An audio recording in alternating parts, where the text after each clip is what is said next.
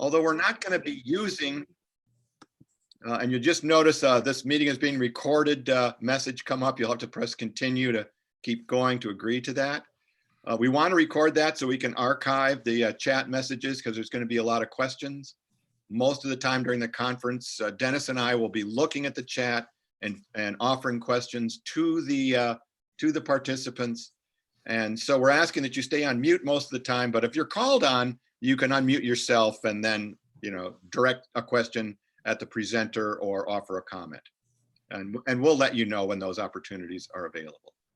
So for those who are still signing in, welcome. Please put your name and affiliation in the chat box. That way we can see it easily and people can scroll through the chat and find out who's here. So Dennis, I'll turn it over to you, and then I've got some other opening comments as well. Great, thank you, Jim.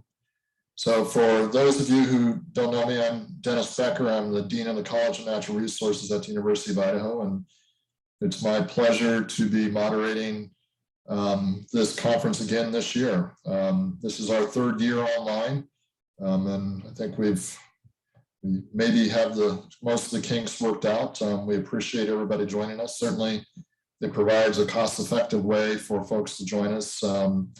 That said, we do hope that we'll be in person again next year, but we'll just see how life goes over the next year. We never know these days. We've been doing this for a number of years, and every year is a different theme. This year focused on infrastructure, and I'll talk a little bit about that in a second. But we've always come back to the bread and butter. The primary focus here is to provide resources, assistance, and a platform for sharing of ideas among the collaborative groups in Idaho and Montana. So we have the pleasure of having Montana with us this year to further expand our networks and learn about how things are working or not working. So I really want to give a special welcome to our Montana friends. It's really great to see you here and great to be spending some time learning about and thinking about implementation of these important issues. Today's agenda, I'll just focus a little bit on today. We're going to start, as we normally do, with some talks from some of our elected officials. We have some recorded messages from Governor Little and Senator Tester, and they'll kind of give us their call to action, if you will. Really, this whole focus here is translating these infrastructure dollars, these conversations into action, and really sharing the ways that we can increase the pace and scale of our actions. We'll hear from Idaho Forest Group from an industry perspective this morning, as well as from Deputy Chief Chris French to provide us with the U.S. Forest Service sort of national perspective. And then we'll start drilling down through a series of panels, both sort of a panel of a variety of nonprofit experts from around the country. And then we'll drill down even further, looking at U.S. Forest Service, BLM, and from a state forestry perspective to sort of round out our day. I think that's going to give us a really nice platform to hopefully understand what is in the infrastructure bill. That's not the only focus today, but that will be a large part of the conversation is how do we take what I see as really a seminal moment in forest restoration, wildfire, and really act on it in a way that we'll be proud of our actions in decades to come. This is really a seminal moment where much of what we've been talking about for a number of years, the request for resources, the request for assistance, and for the coordination of actions across landscapes, really that moment's on our doorstep now. And so I'm really excited for the next couple of days to really think through concretely how we take advantage of this point in time. So I look forward to hearing from you today. We have various points and times where we'll be interacting and requesting more of your interaction. And sort of with that and some of the ground rules for the day, I'll pass it back to Jim. Dennis, thank you very much. I really appreciate your introduction. My name is Jim Birchfield. I'm a member of the Montana Forest Collaboration Network. I'm on its advisory council. I'm also a co-chair of two functioning forest collaboratives, the Southwest Crown Collaborative and the Lolo Restoration Committee here in Montana. And I want to echo what Dennis just said about this being a seminal moment for forestry. In my career, there's never been a time when we've been able to combine need and resources simultaneously. And we've known about the need for forest management for quite a while, but we've always been constrained with the amount of available resources. And lo and behold, this infrastructure bill passed with more zeros behind it than we've ever seen before for forestry. And this is a real challenge to us to make sure that we deliver because the expectations are very high. So the people who are in this conference, all of you are important to the future of American forestry. How collaboratives work, how the agencies and the partners, whether they're NGOs or private citizens or industry, cooperate is really going to be telling us if we can make something positive happen for the forests, which are under enormous stress. And I know we're going to hear about that from Tom Schultz in just a few moments and what the context is, and from other speakers throughout the day. But I just want to thank all of you in advance for making this commitment to work on something we all cherish. And Dennis, thank you for all your work at the University of Idaho. I had served in a similar capacity as Dennis at the University of Montana before retiring 5 years ago. And I know that this future generation of conservationists that Dennis and I helped to train are really expecting us to give them an opportunity to do good work. So let's see how we can do it. We've suddenly have resources, we have the will. Now all we have to do is function as an organized unit. So let me give you a few little heads up about some things that you're going to need to know to be part of this conference. First of all, we have a series of what we call polling questions throughout. I think there's 5 of them, where our supporters at the Langdon Group, and I'll introduce them in a second, have been able to put up these instant polls where you will see a screen come up on your Zoom feed where you're supposed to answer a question. And answer the question quickly. They'll be summarized instantaneously, and we'll see the results about what we think are relevant questions facing collaboratives and managing forests. And we'll have some sense of the group's point of view about some of these issues. So look for these polling questions and answer them quickly. And then we can use the results, and our speakers will be informed about what some of the interests of the group are. The other thing I want to make sure you know is that we have 2 different sign-ins for each day. This is a 2-day conference. You got an invitation, your ticket to sign in today. You will get another one late this afternoon after today's session for tomorrow, for Wednesday's session. Don't use today's session to try to sign in tomorrow. Look for the email that's going to come from Dennis Murphy. That's going to be your ticket, or from IFRP for tomorrow's session. That'll be here this afternoon. I'll remind you that again at the close of the session. Finally, these are continuing forestry education credits that are available for this program. Contact Tim Love. He's one of our participants. Look him up there, and you can either chat with Tim or send him an email and let him know that you would like SAF continuing education credits, and he can grant those to you for participating in this conference. I think we're just about ready to start our program, but before we do, I want to shout out to the planning committee for this conference. There's been a small group who's worked really hard. Era Andrea from Idaho Department of Lands, Jace Hogue, Danny Southard from NFF, John Robison, who will be one of the moderators of one of our panels, folks from Idaho who put this program together, with the support of Gordy Sanders, the chair of the Montana Forest Collaboration Networks Advisory Committee, and Tim Love, the MFCN's coordinator, without whom the program really wouldn't have been possible. And then, as I mentioned, the Langdon Group, who has done the technical support for the conference. Thanks so much to Tori Anderson and Rebecca Kolker for putting together this program and making sure this all works. Tori, you've been really great, and Rebecca, we really appreciate being able to use this technology and setting up the polling questions and all you've done. So we appreciate that. So let's move forward and let's start with our recorded messages. Dennis, you want to say anything to introduce Governor Little or Senator Tester? Just that we really appreciate our Governor Little and Senator Tester and the work that they've done to support all the efforts in this space. I think everybody would agree who knows these individuals. They've been a consummate presence in these conversations, and that is very appreciated. We'll see here short videos from each of the individuals. We know that sometimes it's a little bit shaky on Zoom, so hopefully at the very least we'll have an audio. You'll have an audio. We'll see how this works. So please, Rebecca and Tori, if you will launch those videos.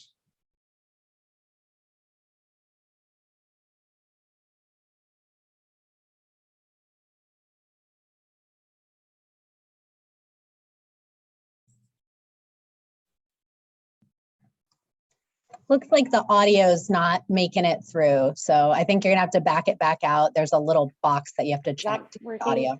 Oh.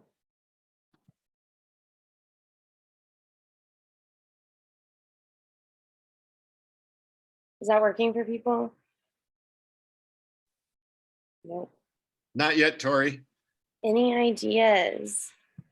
Hey, Tori, there's a setting in Zoom. So when you go to screen share it, you've got to check the audio box so that the audio will come through with it. So you might have to unshare it and then reshare it and click the audio.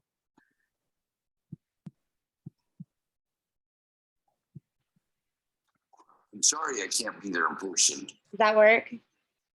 Oh, yay. Okay. Join you at your conference this year, but I want to take the opportunity to welcome you to this two-state meeting and wish you a productive time together. There's a lot of good news to report in Idaho. We've wrapped up what I call the most successful legislative session I can recall in my years. Every other year before this one, we would have to pick or choose which one of our priorities we felt we could champion. But we could never tackle all of them in 1 year. This year was different. With the second straight year of record budget surplus, we were able to achieve what I never thought we could, what I call the trifecta. Record tax relief, record investments in education, and record investments in transportation. All in 1 year. Our people are working and we are prospering. In January, I rolled out my Leading Idaho plan to use our record surplus to give back to Idahoans through tax relief and key investments where they make the most impact in the daily lives of those we serve. My Leading Idaho plan made historic investments in rural Idaho. We are continuing to upgrade broadband infrastructure across the state. We made the biggest investment ever in water quality and water quantity to support a thriving agriculture and outdoor sector. We're going to put an additional $2 to $3 million to fuels reduction on federal lands, bolstering the work of our shared stewardship and good neighbor authority initiatives. And we made new investments in fire. We are adding 8 new engine bosses, 2 fire management officers, and a North Idaho booster crew to increase boots on the ground in high fire load areas. We approved hazard pay for Idaho Department of Lands firefighters, enabling us to better recruit and retain experienced firefighters. Idaho also launched new ways to help our loggers, equipped with what they need to improve initial attack and keep fires small.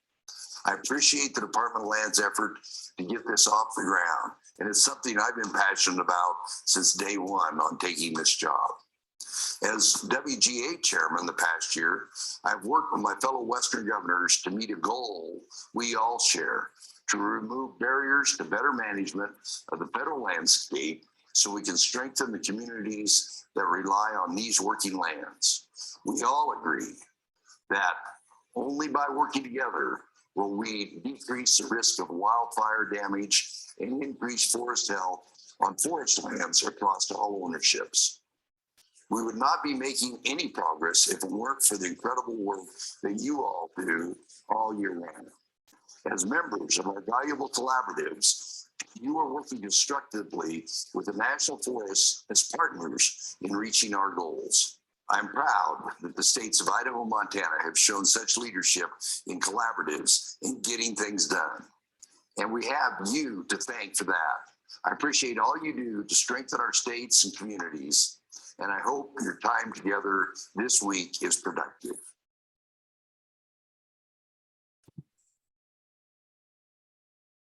All right, thank you for that. And next we'll go to Senator Tester. Collaboration at your workshop, because collaboration is the key, whether it's the Rocky Mountain Press. I want to thank you for allowing me to share a few words. I wish you guys best as you pursue collaboration at your workshop, because collaboration is the key, whether it's the Rocky Mountain Press Heritage Act or Blackfoot Stewardship Act. These are all important bills that have come forth because of collaboration. So I hope you have a great workshop, continue the good work, and thank you for it.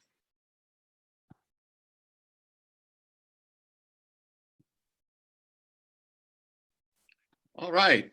Thanks to Senator Tester and Governor Little. We greatly appreciate the support that we've received from our political leaders. I think, as you know, both the governor and the senator were instrumental in making sure that resources were available to us. And I think that's really important. So now we're going to enter into the phase of the workshop that's going to be pretty common throughout the next few weeks. And I see Tori on the screen. Thanks, Tori, for fixing that video and making sure we could all hear that. I want to move forward to our first speaker this morning, and our first speaker is Tom Schultz, the Vice President for Resources and Government Affairs at the Idaho Forest Group. I got to know Tom when he was here at Missoula at the University of Montana, and it's really great to see his career flourish and him do such great work for the Idaho Forest Group. One thing I want to advise to people is that when Tom's talking, I think he's got a PowerPoint to share, that you can type into the chat box your question for Tom, and Dennis and I will be looking at these questions. I'm going to model one right now and then send it. All right, I just sent a question to Tom, and I could do that because I kind of knew a little about what he was going to say. But those are the kinds of things that I'd like you to be able to do. If you have a question for Tom, Dennis and I will look at those, and when he concludes his opening remarks and his PowerPoint, then we'll have a chance to respond. And if Tom can answer them, he might want you to unmute yourself sometimes, and we'll let you know about that. Otherwise, Dennis and I will ask the questions. So, Tori, I think if Tom is here and he's got his PowerPoint, Tom, welcome. Thanks so much for joining us and offering your insight into the context of what we face as collaborative groups. And we look forward to your presentation. Thanks, Jim. There's a lot of folks on this call that I would call friends and colleagues, so it's good to see everybody. So I'm going to share my screen. Make sure.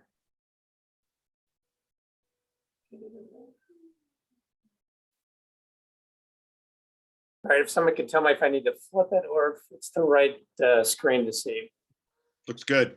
All right, good.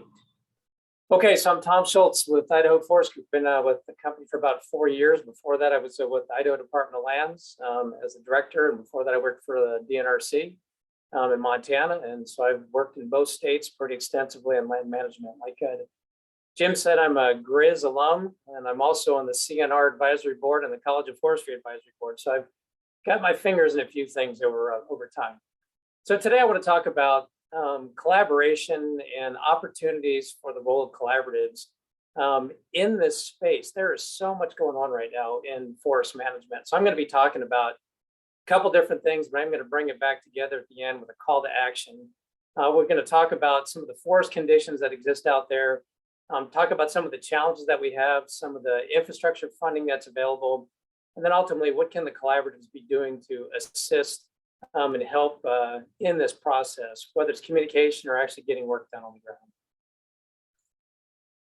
So forest management in 2022, it's complicated. I would say there's three big buckets I want to talk about today. One is ecological, political, and social. What you see at the top of each of these, though, is an emphasis on wildfire.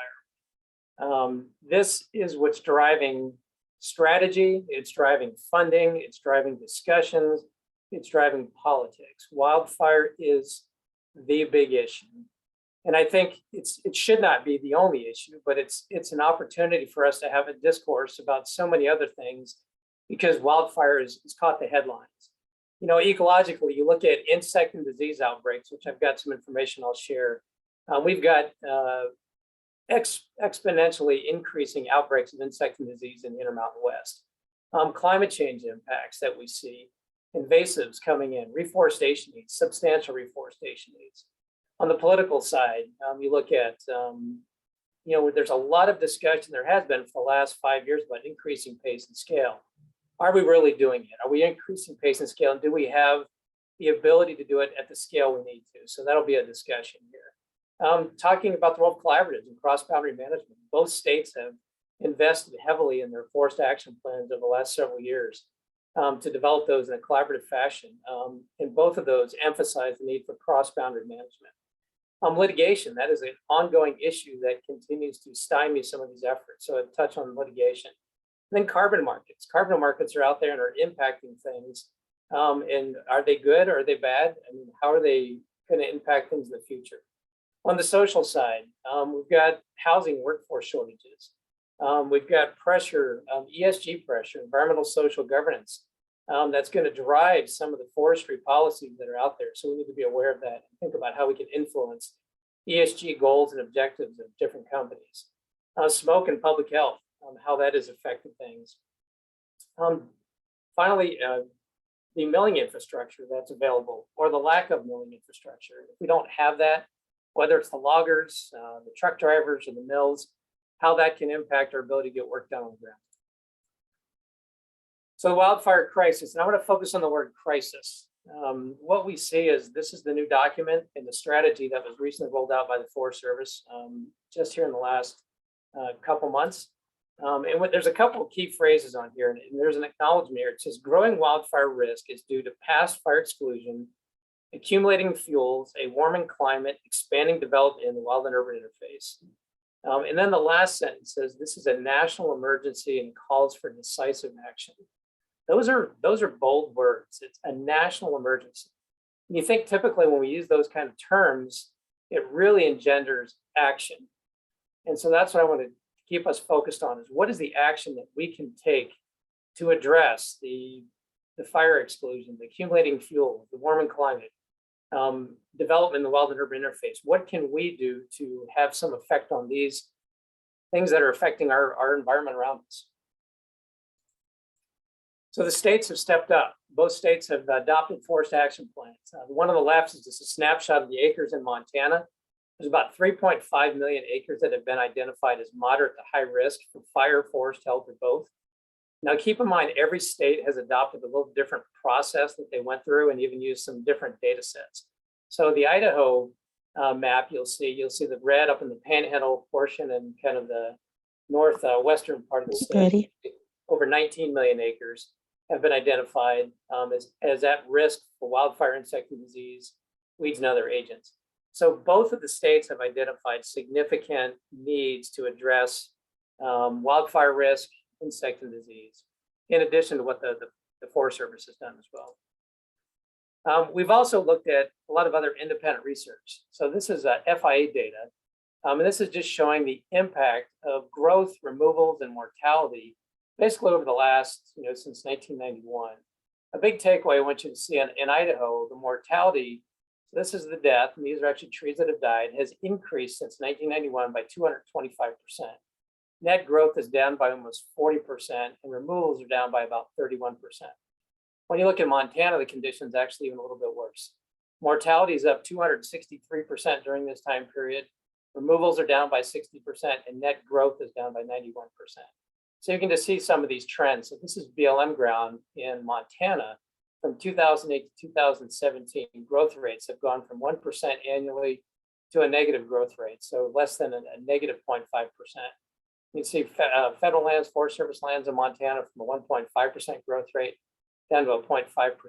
You see similar trends in Idaho, not quite as severe as what we've seen in Montana on the federal lands. But again, it just shows you that there is an impact on the landscape from all of these factors. Insect and disease. So in 2014 or 2012, is when the report was published. I think it came out in 2014, but this is the National Insect and Disease Risk Map. It was updated in 2018. Idaho and Montana ranked #1 and #3 in the nation, which is not a good ranking.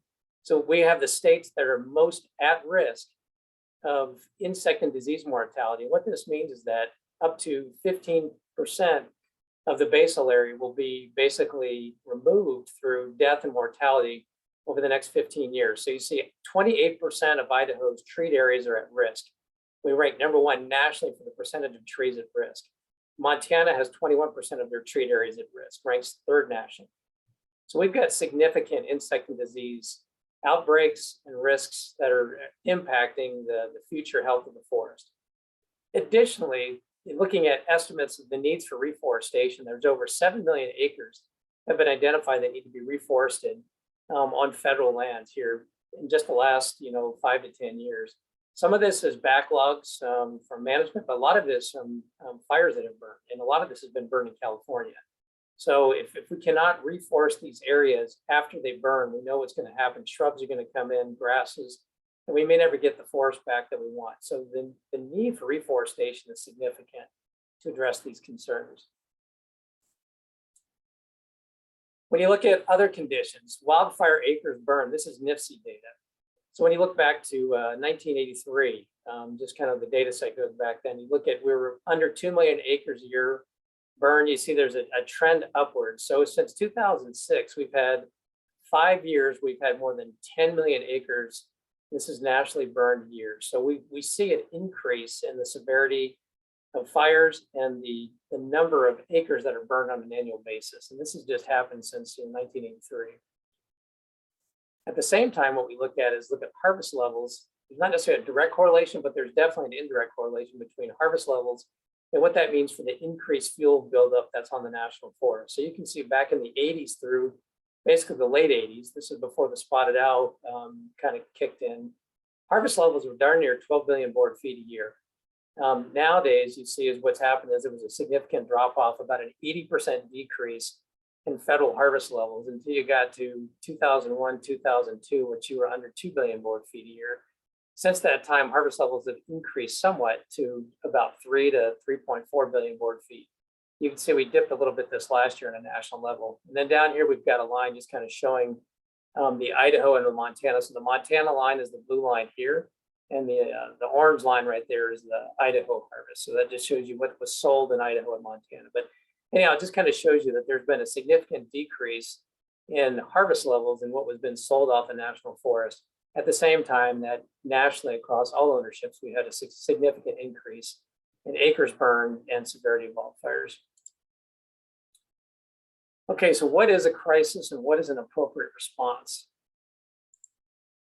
So we just went through this, and maybe we're not completely over given some of the numbers I saw this morning on COVID, but for the last 2.5 years, we've been struggling to deal with the crisis of pandemic as a country and as a world. And you think about what's an appropriate response to this. I think we funded over $4 trillion is what was spent on the pandemic for whether that was testing, whether it was for PPP loans, and so forth. And then you say, okay, well, we have a 10-year strategy now to address wildfires. So that's our crisis that we have in the forestry world. And how does that compare? So Congress approved $4.5 trillion. We had Operation Warp Speed, we had tax credits and so forth. So then when we look at what we've got now, here's our strategy. Over the next 10 years, we're looking to spend, I think we've got about 4 of the $1.2 trillion that Congress appropriated, roughly $6 billion of that was for forestry. And that was on not just the U.S. Forest Service lands, but also BLM. But we've got a plan now over the next 10 years to treat about 50 million acres, 20 million acres additional above what the status quo is on federal lands, an additional 30 million acres of other federal, state, tribal, and private lands. So this is the strategy is to really treat 50 million acres in addition to what the status quo was over the next 10 years. That is our plan that the Forest Service has put out there for us to work from. The challenge. So can we do it? 20 million acres over the next 10 years above current treatment levels. So that's an additional 2 to 3 million acres per year across the nation. We know there's going to be heavier focus in the West, given the threat of wildfire. How do we accomplish these goals? How do we involve all of us to get this work done? Forest Service, the states, the collaboratives, the NGOs. How do we come together, industry, to work on these goals to get this done? Especially in the Intermountain West, how do we get these done? One of the things that kind of jumps out at the Intermountain, so this brown right here is the Intermountain region of the Forest Service. That's Region 1. You'll see this is just showing a little graphic of the projects that are currently litigated between 2003 and 2019. I think currently we have over 400 million board feet of projects that are under litigation in Region 1. But you can see over that time frame, 2003 to 2019, the Northern region, Region 1, has had 54 projects litigated, which is the most in the country. The second highest is Region 5, the Pacific Southwestern, at 43 projects. So that is California, basically. So that's a real challenge for us as we try to build consensus on the need for management, the need for action. At the same time, we know we do have this ongoing threat of litigation across the country, but in particular in the part of the world that we live in and work in right now. The other challenge we have, so we talk about needing to treat an additional 20 million acres of Forest Service lands, or 50 million acres overall over the next 10 years. What are we doing right now today to manage the land, just to kind of put it in perspective? And actually the strategy calls for a doubling up to a quadrupling of acres treated. So right now, when you look at Montana, between 2010 and 2018, there were about 105,000 acres treated during that period of time. And what you see, though, is this largest segment is that blue area, which it says 59%. That was wildfire. So the Forest Service will categorize when there's a wildfire, whether that was deemed beneficial or not. So of the acres treated over the last roughly 9 years, 60% of that was from wildfire. Another 18% was from prescribed fire. So almost 80% of the beneficial treatments on the landscape over the last 9 years were from fire. About 9% was from commercial harvest, and about 14% was from mechanical fuels treatment. So you're looking at less than 20% really is from management activities. You look at Idaho, the trend is similar. You see there's about 70% was from wildfire, and this is in Region 1, so this is North Idaho. 13% was prescribed fire, and then you're looking at, again, less than 20% is really from management, whether that's mechanical spill treatment or from commercial harvest. And then finally, Region 4, another similar pattern. 61% of Region 4 in Idaho was from wildfire, 20% prescribed fire. So again, you're averaging about 80% of the acres treated over the last 9 years was from either from prescribed fire or wildfire. What's interesting is when you look at in Region 1, what percentage of the acres really deemed even suitable for timber harvest, and it's about 35%. So there's a small percentage of the landscape that we can actually make an impact on. The remainder of it is either set aside for wilderness or roadless, or it's areas that are just probably too high in elevation or just not commercially viable or just not suitable for timber management. So again, I just wanted folks to understand the impact in terms of what we're doing today. So when you look at that kind of treatment and say, we're going to double or quadruple the acres treated, that's a significant amount of work to be done. One of the ways I would argue that you can do this is engaging the states. So Good Neighbor Authority was basically in 2014, that program was extended to states outside of Colorado and Utah so that the rest of the states could utilize the program. And it's really grown in both Idaho and Montana here recently. So you see this about that. All right, here we go. This purple line right here, that's the impact of the Good Neighbor program that was adopted. So this is basically 2019, 2020, and 2021. So that's the volume that was administered by the states. And this is in Region 1, and this is Region 4. What you see here is this purple line right here showing the percentage of the program, of the overall timber program, that was attributed to Good Neighbor Authority. So what you see is an increase. So by this last year, the Good Neighbor Authority program in Region 1 made up about 19%, 61 million board feet of the total timber accomplishment in 21. Region 4 was about 9%, or about 13.5 million board feet of the timber target. So when you think about that, so this number right here is 400 million board feet of harvest, and this number right here is about 150 million feet of harvest. So the states are quickly approaching a point where you could argue that 20% or even potentially more could be a goal for Good Neighbor Authority to help the Forest Service achieve their objectives of forest resilience and restoration activities. So you see Region 1 actually leads the country in terms of GNA accomplishment, and ranks number 2 behind Region 9 on total GNA volume. So both Region 1 and Region 4 have really stepped up and embraced the Good Neighbor Authority program. And that's due to many different things. I'd say we've had good leadership at the state level and the federal level to get that work done. There's been a commitment of resources, and it's a testament to the relationships that exist on the different forests. I just saw Kurt Steele on this call, just him coming from this, clear working with Cheryl. Cheryl and Mary were both early advocates and embraced Good Neighbor Authority in Idaho. I know Leanne has also embraced it. So just we've had good support at the federal and the state level. Governor Little, Governor Otter, Governor Gianforte, Governor Bullock have all been embracing Good Neighbor Authority. And it's something that if we're going to get this work done, you really need to engage the states. The challenge that we have, even though we've got good collaboration and working together, there still is a challenge, and it's a lot of it's public perception. So you've seen a lot of the work that the AWC has done, the American Wood Council, in terms of mass timber. There's a lot of support to build with timber. There's a lot of architectural design that people like the way it looks and feels. We've talked a lot about the arena at the University of Idaho. We've also talked about a new school of forestry at the University of Montana. But there's a sense that people don't want to cut down trees. They like looking at wood buildings, but have concerns about cutting trees. There's just a couple of the headlines right now that we've seen pop up that really exacerbate these concerns across. There's a lot of concern about wood pellet production in the South. You'll see a lot of concerns about that. Biomass, logging in disguise. There's a lot of discussion about planting trees. We've had the Trillion Trees Act, planting millions of trees. Is that the right way to go? There's also a lot of discussion about carbon storage and leaving carbon stocks and not cutting trees and leaving them in the forest longer for carbon credits.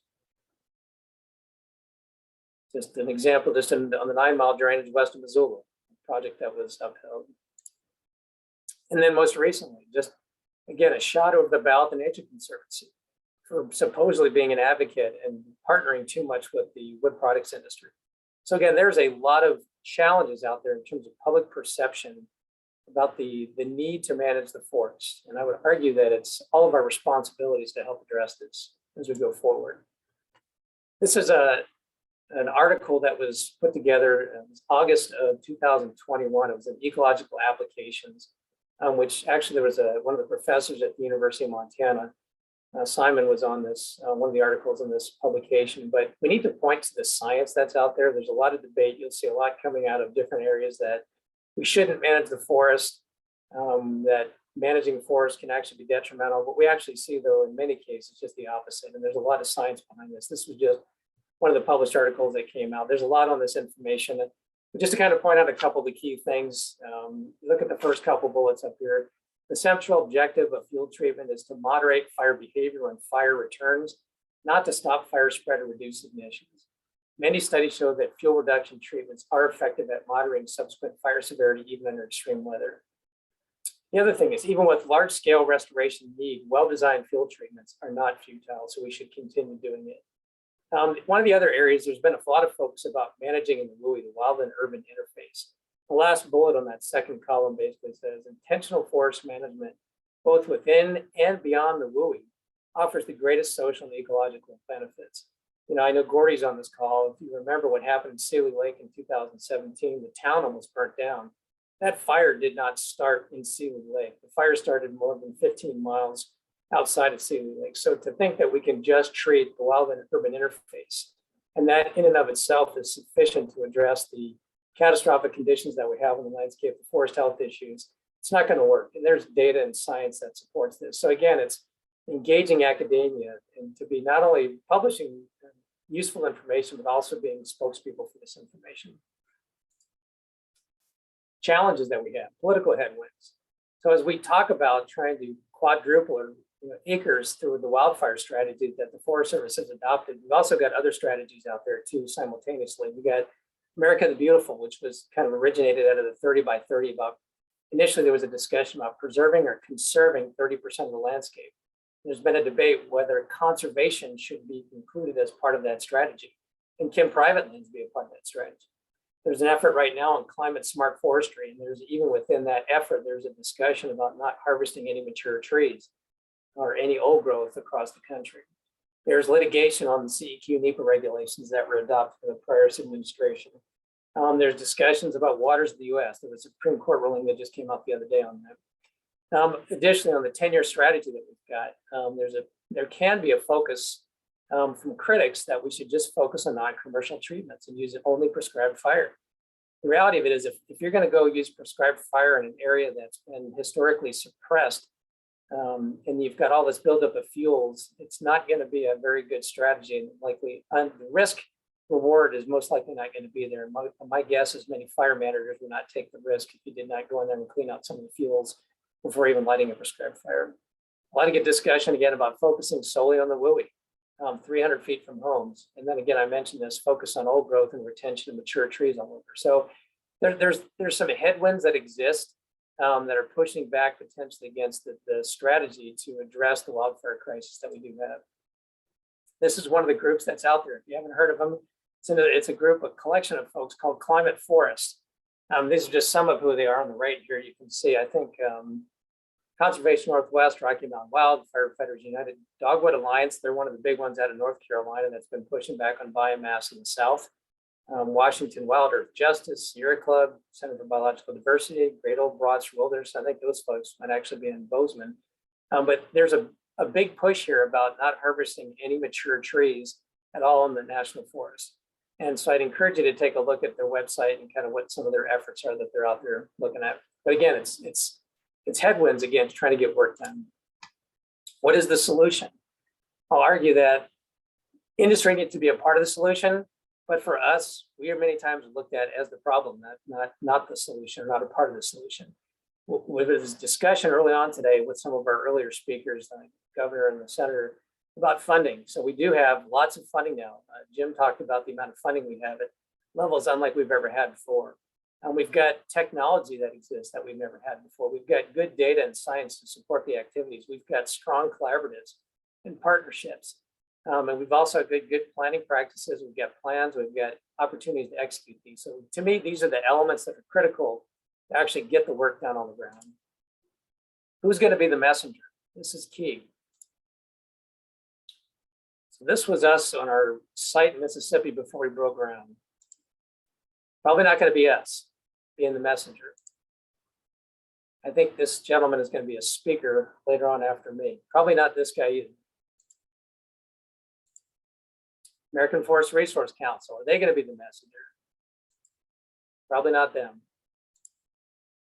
This was a study that was completed, a survey by the Idaho Forest Products Commission. The data was just published in August. They've done this survey every year for probably the last 10 or 12 years, but you can see some of the results.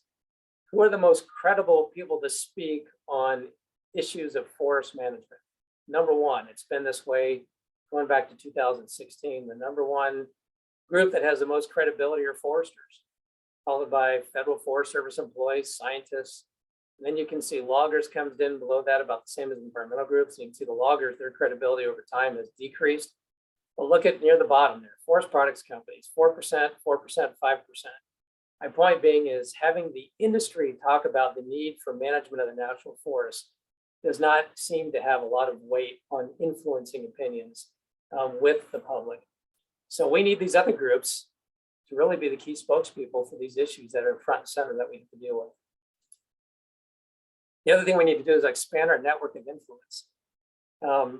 You look at all of these different groups that need to be addressed. You know, it's interesting. So whether you're talking policymakers, large companies, and those may or may not be forest products companies, you talk about environmental activists and donors. I think 3 weeks ago, the chief was on a hearing before Congress, and Carol King, who you watch PBS like I do, she was had a show with James Taylor recently, but she is out there as a spokesperson on forest management issues. The NGO leaders, Academia, what is the role of academia in getting the message out on what needs to be done? ESG investors, that again is environmental social governance. Whether it's the Amazons, the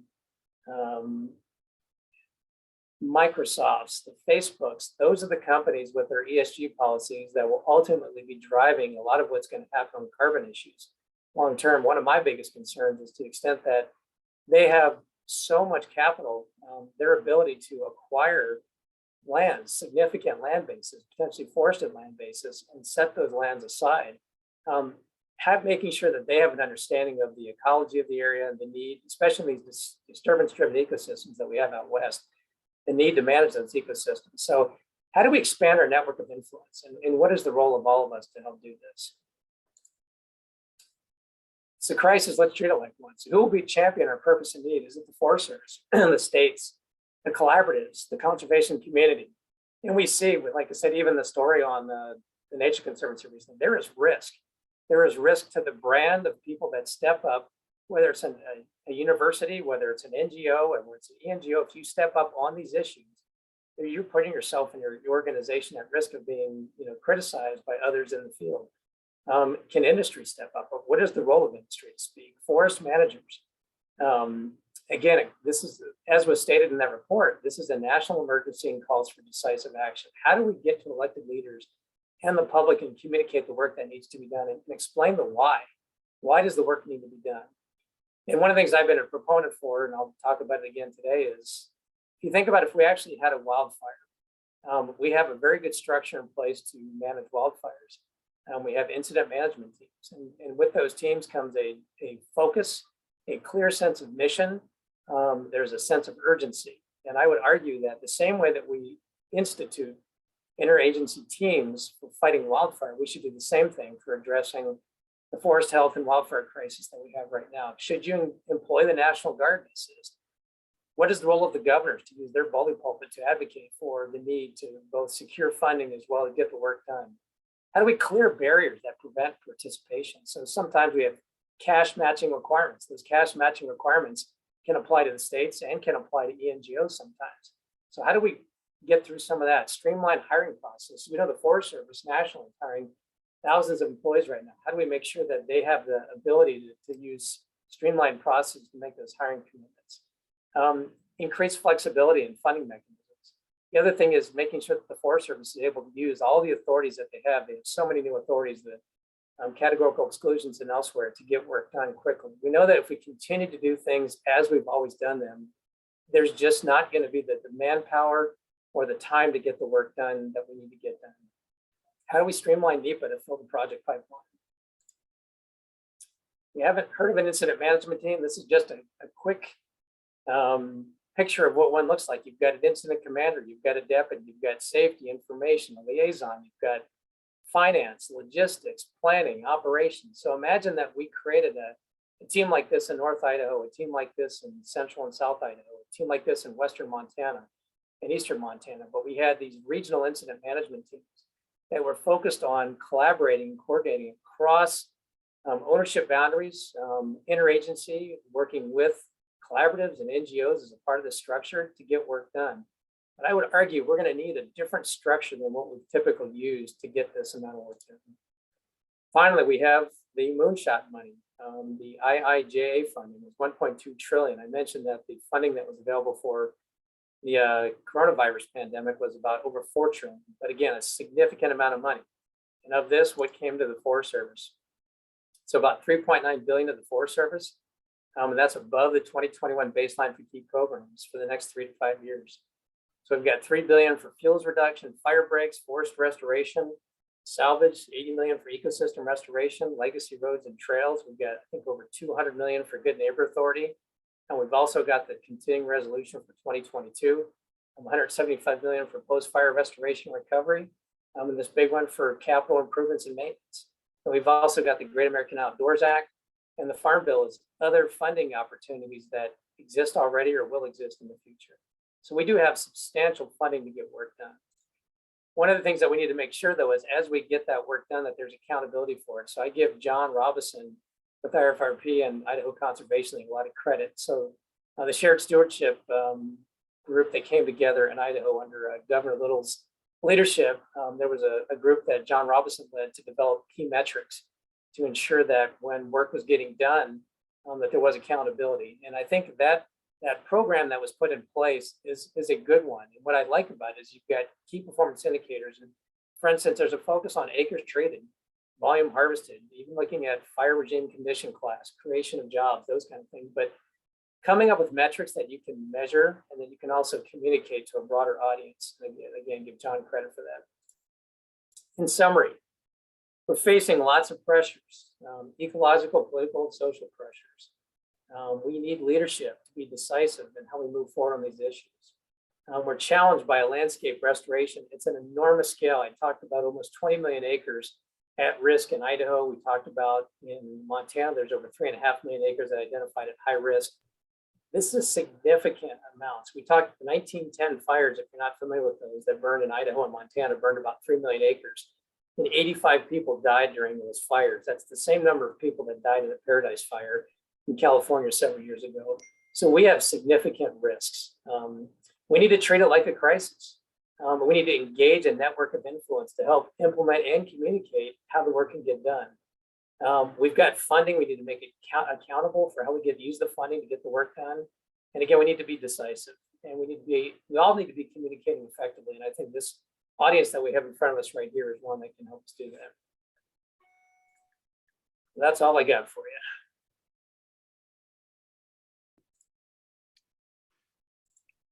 Tom, that was an outstanding presentation. Thank you so much. I really appreciate the data. I hope you all were looking at the chat and saw Chelsea Pennick's MacGyver's little link to other data sources that were there.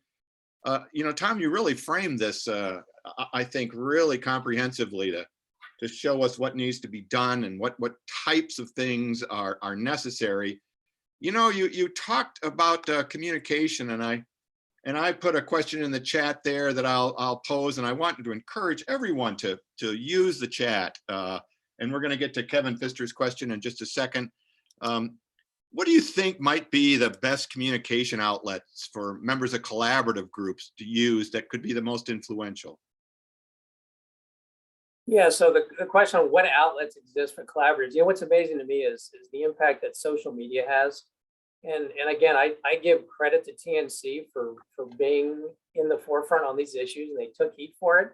But I think it's the utilization of social media out there. But I also think in those local collaborative groups, I mean, there's not always consensus in every project, but I think building local support. And I would argue that we've seen swings in different administrations. But what I really feel strongly about is both in Idaho and Montana, the fact that we've got these good, strong relationships and these collaboratives, we're not doing things because of political wins. We're not moving in one direction or another because of that. We're doing things because it's the right way to do it, and the relationships exist. So I think, to me, maintaining and developing those relationships are key. The other thing that I'm sure we'll talk about is, Jimmy and I talked about fatigue in collaboratives, right? So I think one of the things that the collaboratives can do is recruit new members. And I think using this information and telling the story can help bring people in.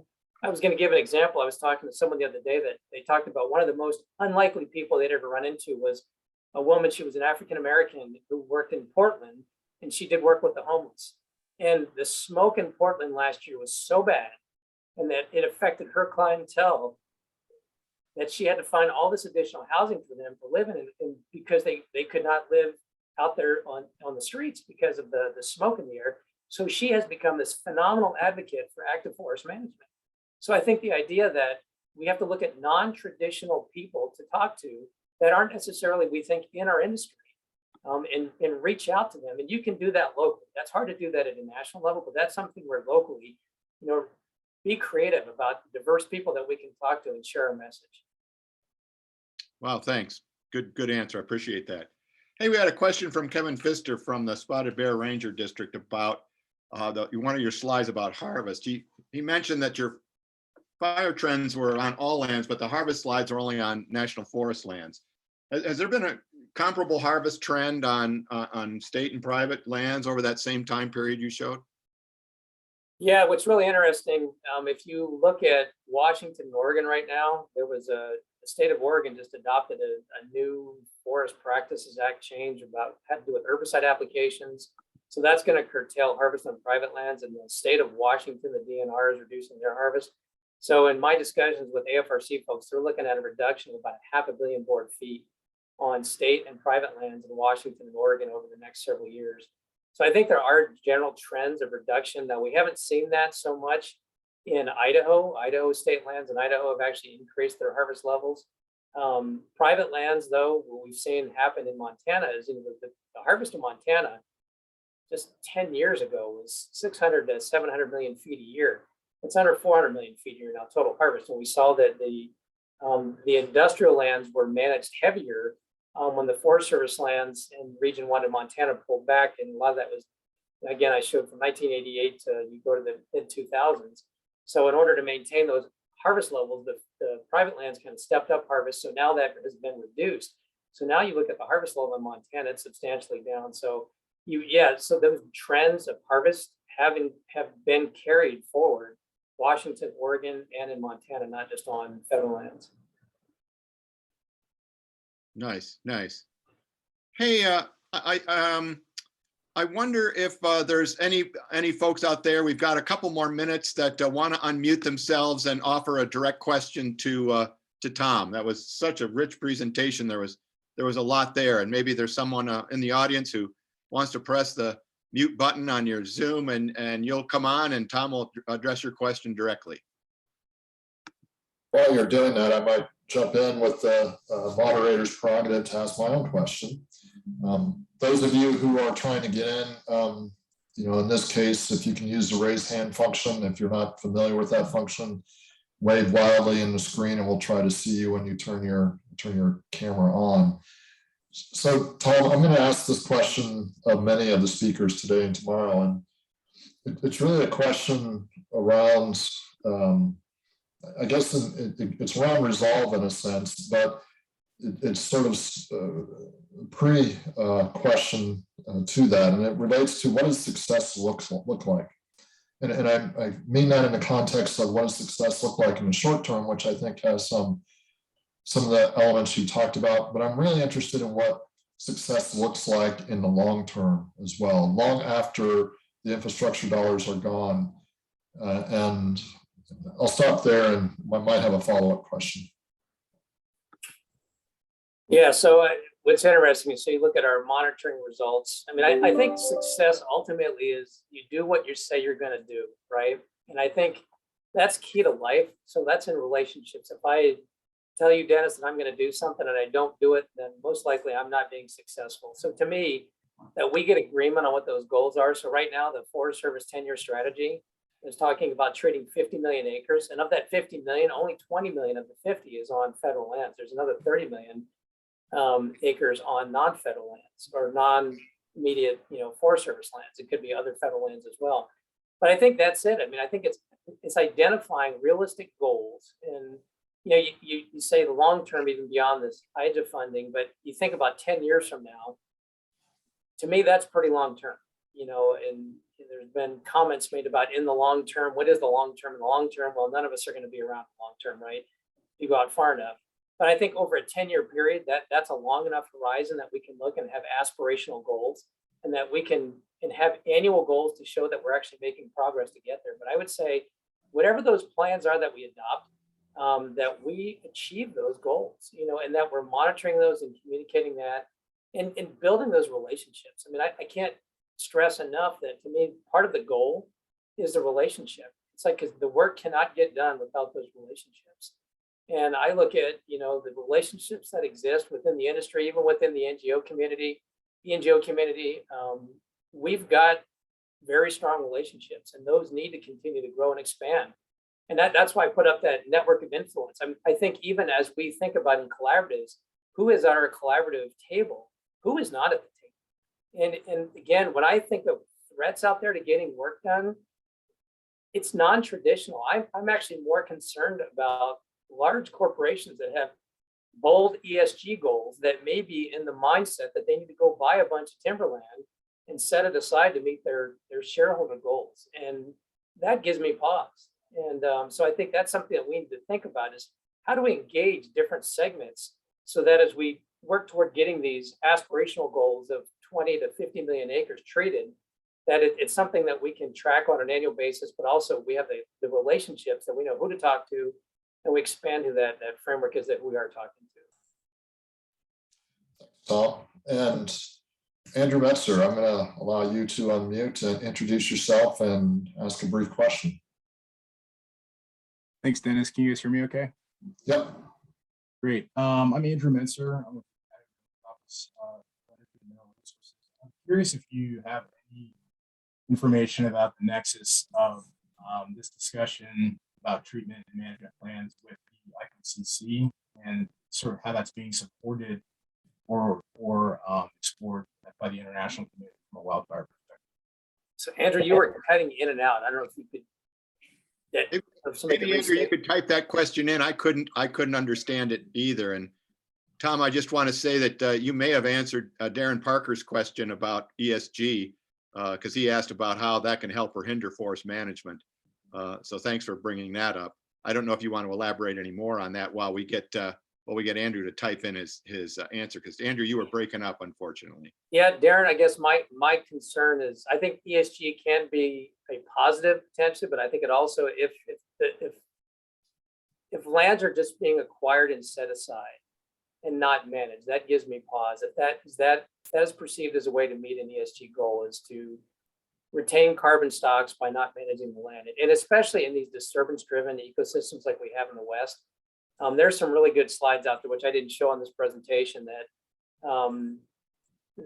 there's a group in Missoula called SIG Carbon that they've got shared with us before. But anyhow, that you can look at, it's kind of like I think about like a stream. If you're doing stream restoration work and you've got a road that's next to a stream and you're trying to remove and relocate that road somewhere else, taking that road out is going to have probably have a pulse of sediment in the short term. But in the long term, getting that road outside of the stream bed and moving that is going to be a good thing.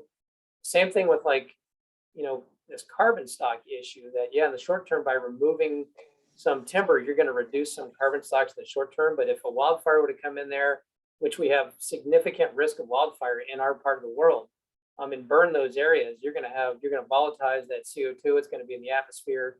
You're not going to necessarily store it either in wood products or in those stocks long term. So my concern really is if those policies are aimed at just setting the lands aside and not managing them, that would be my concern predominantly. Tom, could you define for the group what ESG is? It's not a terminology that everybody's familiar with. Yeah, ESG is just an acronym for environmental, social, and governance. And it's also, you'll hear a lot of discussion too about it regarding deployment of capital. So if you want to borrow money from a bank and you're a corporation, at least if you're a public corporation, you will have an ESG score, no different than you might have a credit score. So based on what goals you have and what commitments you have made to your shareholders, and if your score is not at a certain level, it could hinder your ability to secure financing. So there is a lot of this is not necessarily regulated. It's something that is being done in the community to facilitate, I think, green thinking that is out there. And again, there's a lot of debate about ESG out there right now. Even in Idaho, there's a lot of debate, and the legislature tackled it and talked about it. But that's something that I think, I'm not saying it's a force for good or for bad. I just think the companies that are adopting those policies when it comes to acquiring forest land, that I think it's incumbent on us to have a discussion and find ways to expand our influence groups to include those companies and those people, that those sustainability officers that are maybe instituting those policies. So I have Andrew Metzer's question here. I'll re-ask it for him. Has this discussion been breached in regards to the IPCC?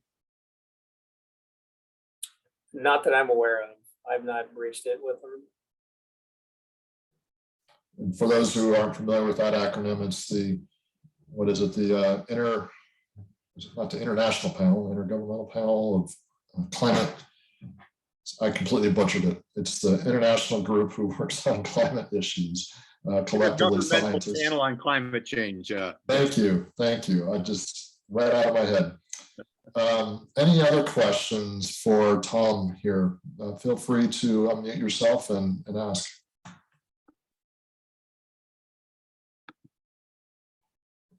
Tom, I'll ask a follow-up question to my earlier one. I guess it's my observation of history that we have large goals and it takes a lot of time to, sort of get the wheels moving and put these funds into work, into play, so to speak. I can envision a future in 3 years from now where we're not making as fast a progress as we would like. And the clock is ticking on those funds. We have about another year or two left on those funds. I guess maybe the first question is, do you foresee a future like that? Are we changing our practices enough to avoid sort of history? But if we haven't, what sort of resolve or actions will be needed in 3 to 4 years to really allow us to make good on this moment? I see Chris French in the box right now. We had a meeting last week with Barney Gant and met with the chief several times on this, and Brian Fairby. So there's a lot of folks having the same discussion right now, Dennis. How do we get the work done? And I think that's the real question for this conference. It's enormous what needs to be done. And I think, we saw the ARRA funding several years ago, and the term was shovel-ready projects. Remember that, to get money on the ground quickly. So, and I think Bill and Bergamo might touch on this a little bit, but I think what's key is where we do have NEPA completed projects, those, you got to move those first and foremost, right? And I know there was a release that came out yesterday talking about areas where that first tranche of money is going to get put on the ground, which we saw some on the Payette and the Boise, and we saw some on the Kootenai, which we're excited about. We also know that there's other funding sources, Cflr funding, that Panhandle is likely going to get some, a Joint Chiefs project, and anyhow, so there is other funding, which I think is critical, that's also coming to the states in addition to the IJA funding. But the short term is, I'm not so worried about the money running out. I'm worried about towns burning up. I mean, imagine if Seeley Lake burned up, right? I mean, and how many people's lives would be impacted by it? Let's say Kamei burned up. Cheryl was there and I was there in 2015. Kamei was on the verge of burning up. It's horrific, right? I mean, and the impact to people, to property, to, what we know and care about. That's what gives me pause. And that's why and you look at Paradise, you look at California, what's happening in California, the Dixie fire. I mean, there are so many examples, and if you don't live in the West and you don't see this and it hasn't impacted you personally, people, they might resonate for a week or two in the summer when they're seeing footage of Yellowstone burning or something, but it comes and it goes, and making sure that we focus on this, and it is a crisis. And I say this, if any one of us in our personal lives felt we were having a crisis right now, we wouldn't be on this call, right? We would be addressing that crisis in some fashion, personally, at least I would. And I think that's the mentality that it takes. That's why I keep saying, like, the idea of an incident management team. In order to get this work done, Carl can't do this alone on the Panhandle. And I know he's reaching out to folks to bring people together to get the work done. But we need to engage other people to get this done. And we've got to look at these NEPA-ready projects. And we've also got to be willing to use the new tools that exist that might lessen some of the NEPA preparedness that needs to be done. Well, Tom, I want to thank you for your presentation and your response to our questions this morning. It's always enjoyable to listen to you talk and to challenge us in our actions here. I'm going to roll right into our next speaker here, Deputy Chief Chris French with the U.S. Forest Service. So, Chris, I don't know if you have a screen you want to share, but take it away. No, I don't have a screen that I want to share, but I will say thank you very much for the opportunity to be here today. I was planning to attend in person, and I had to cancel that based on some personal things that were occurring in my life. But then at the same time, when I was asked to step in for Dr. Homer Wilkes, our Undersecretary of Natural Resources, I really jumped at it because it was I wanted to take the time and the opportunity here today to engage with all of you and talk with you about not only the department's view and the approach on some of this, but what we're doing inside the agency. So thank you, Dennis, for the opportunity here. I mean, this annual meeting, we get that it's become a must-attend event. If you want to understand what's happening in Idaho and Montana and how you look at collaborative land and resource management. I know that you have a series of folks that are engaging with you today. I want to just express my support and honestly, to say how much I appreciate forums such as this, so that we're all sitting around the table and talking collectively about how do we address and how do we move forward on audacious problems that we all have a role in helping collaborate on to solve. So we think having constructive dialogues with all parties, with all of you here today, to focus on how do we achieve shared goals together, especially in this space that we're in right now, where there are unprecedented resources coming to all of us through the bipartisan infrastructure law, that it is better than any one of us operating alone or making assumptions alone, or even trying to understand exactly how we do this. As we're looking at this, we recognize that we are right at the very front of things. And as USDA and as an agency, that frankly, even though we've been doing a lot of work, a lot of fuels reduction work, producing veg management treatments and timber outputs at a level that it has been higher than it's been in the last 20 years through multiple administrations, that also the ability of our agency to just swing and change and be able to deliver on these things takes a lot of work on our part to get us there. Because the agency as a whole, our staffing has essentially been much lower and anemic than where it's been the last 15 years. You've probably heard these statistics that our non-fire workforce is essentially between 35 to 40% lower than it was just 15 years ago. But compounded on that, the impacts of fires that we're seeing in the last 5 years are diverting that workforce to focus on that. When I look at the statistics of how much our non-fire workforce is actually working on fires right now, the numbers that we're seeing in the last 5 years are unprecedented. And so you have two things that are occurring: a very limited staff to begin with, and then that staff is being diverted to work on fire. And that's why partnership, collaboration, our ability to not only expand our own capacity, but work with all of you on collective capacity towards solving this, and the opportunity of using the funds that came through the bipartisan infrastructure law is a really critical space for us right now. We just received the funds from the bipartisan infrastructure law about 8 weeks ago or so, that were coming in. And then we've been going through a process, working with USDA as an agency and looking at the budget that was just passed from Congress, of wrapping those together and sending those out to the agency so they know where they're going. We're probably publicly about a week to 10 days away from that hitting all the regions and us to be able to talk about what that means. So yesterday, we released and talked about some of our high priority landscapes and where we're driving some of the initial fuels dollars. The chief announced that out in Colorado, and that's an initial phase of it. But then we are also probably about a week to 2 weeks from now, but hopefully it's a week, we'll be releasing the allocations that we're sending out of our regular budget, plus the initial allocations from the bipartisan infrastructure law and all these other areas out to the regions, to give them the capacity to start expanding, to start building on some of the key work that we need to do.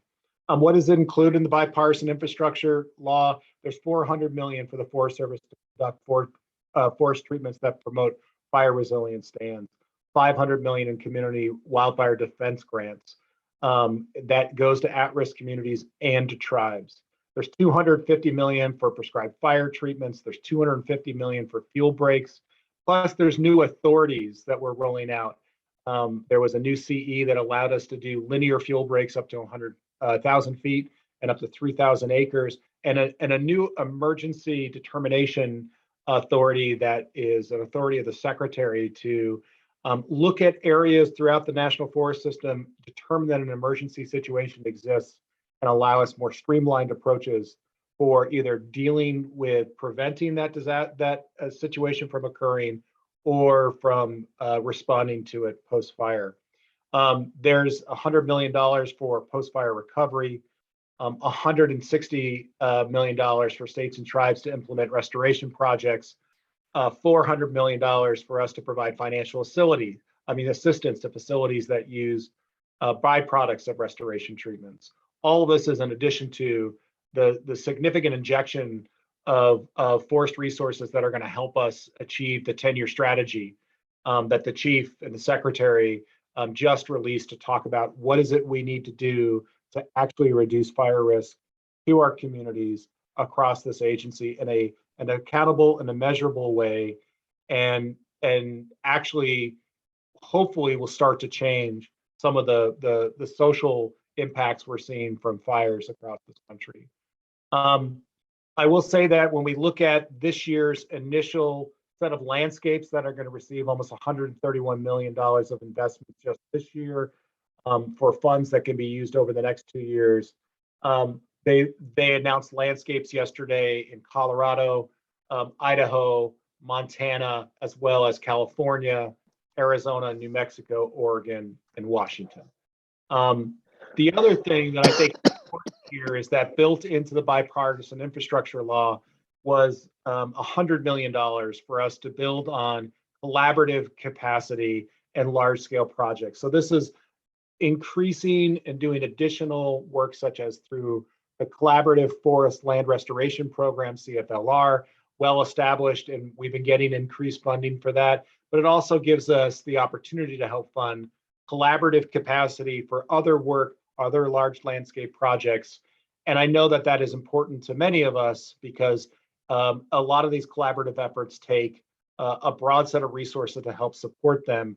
This infrastructure law gives us the ability to expand on some of that. There's a broad set of actions that we're being asked to do that is beyond the fuels work, but is broad forest restoration work. And that includes everything from watershed restoration, invasive species, remediation of lands that have been mined in the past, giving us some funding to help us address that. Looking at things such as actually helping states work with us, and there's funding for things such as temporary bridges and things like that that help in the removal of these materials. And of course, as we the other really important thing, especially for post-fire work that we have going on, the bipartisan infrastructure law removed the cap on the reforestation trust fund for us. That's huge. Every year, as fires are increasing, we're having an increasing gap between the funding that we've been getting for reforestation and our ability to do that reforestation, especially in post-fire landscapes. Right now, that backlog, that gap is almost 4 million acres of essentially acres that need to be reforested that we haven't had the funding to do. And we've been working closely with a lot of partners to help bring in funds to do that. But the bipartisan infrastructure law has now brought in, because it removed the cap of trust funds that we can use to this, we now have the ability that over the next 2-3 years, we're going to ramp up our ability for reforestation almost 4 times of what we're doing right now. And over 10 years, that's going to give us the ability to not only get rid of that backlog, but hopefully have the capacity to do in-time reforestation that we need and should be doing, whether you're looking at it in terms of the creating sustainable water impacts to communities, making sure that forest is resilient going forward, or just putting trees back in the ground for sequestering carbon, greenhouse gas capture, and climate mitigation, as well as the long-term resiliency and economic health of those forests. I want to take a couple minutes and just talk about, as an agency, that we are kind of right at that forefront right now of the national offices saying, okay, here's the prioritization. Here's where we're going. All of you are going to be receiving funds through what the bipartisan infrastructure law brought us. what our budget that we finally got brought us, and bringing that out to the field with some expectations of what do we do with that. That started with the announcement yesterday on the priority landscapes and the fuels work that we want to do that. That's followed with the allocations that I talked about earlier about saying, okay, here's additional work that we're going to be looking to do. I think the thing to remember here is that the regions and the forests are weeks behind this messaging that I'm giving to you right now. And I think a year from now, it'll be a very different conversation because we're going to be in the midst of it. Right now, it's about setting expectations about where we're going. And so our forests that you're working with more closely haven't seen this funding yet. They just keep hearing about it. They just keep hearing, oh, we might get this or where we're going. Now they're about ready to start getting it. And in 22, it's that our initial set with our really starting to look at 23 as that burgeoning and that bigger set of work that we're going to do. I also think that there's this it's almost like, you know, hiring a new shift at a factory or at a mill or something like that. There's a set of capacity of things that we're able to produce right now within our partners, within our own staffing. And we're in that place right now that in order for us to really to increase that, we have to make investments in our own staffing, in our own capacity, and in our partner capacity to kind of bring on that next level of where we want to be. The goal and the 10-year fuel strategy is to increase our fuels accomplishments by 4 times what we're doing right now. The bipartisan infrastructure law gave us a good down payment of how to get there. The agency has started putting in key decisions even before this money is hitting forests and regions that are allowing us and creating the enabling conditions for this to happen. What do I mean by that? I'm serious when we talk about the need to use private contractors and partners to help us build our capacity relatively quickly. And so the agency's first hiring that we did, even before we had a lot of this funding in place, is we did broad agency-wide collective hiring to hire more contracting officers, more contracting officer representatives, more partner and grants and agreements specialists as the very first set of positions that we identified we need to build our own capacity, because that capacity would help us leverage partner capacity, contracted capacity, much bigger than we had before. The next thing that we went to was looking at hiring additional HR folks that would help us actually do collective hiring across the agency in a way that could build our capacity much more rapidly than where we've been in the past. Those of you that know the agency know that we've had a bottleneck in our hiring for quite a long time. It was often taking a year to hire a single position. The undersecretary and the chief were very clear with the agency that had to change. What would it take to change that? We're now operating under a 35-day hiring model where we're doing announcements and hiring across the entire agency for sets of positions that get placed throughout the agency. The next set of positions we started looking at were engineers that are needed for the delivery of our fuels, our forest, our broader restoration, and our Great American Outdoors and recreation work. And so that was a really important set of folks to start building our capacity on, so we could have the road packages, so we could have the systems laid out that inherently are governmental work. The next steps we're going into and the next hiring that we're about ready to put out is looking at forestry technicians. Those people that are out there essentially doing the marking, the measuring, the monitoring, the layout, all those things we need to deliver on this broader set of work. After that, we're looking at natural resource professionals that can help build, we've got a set of shovel-ready projects that we're working on right now, but we need to do the analysis for that next set of landscape work that is probably at least, we've probably got a window of about a year to 2 years to build that work. And so we're building our capacity in those areas next.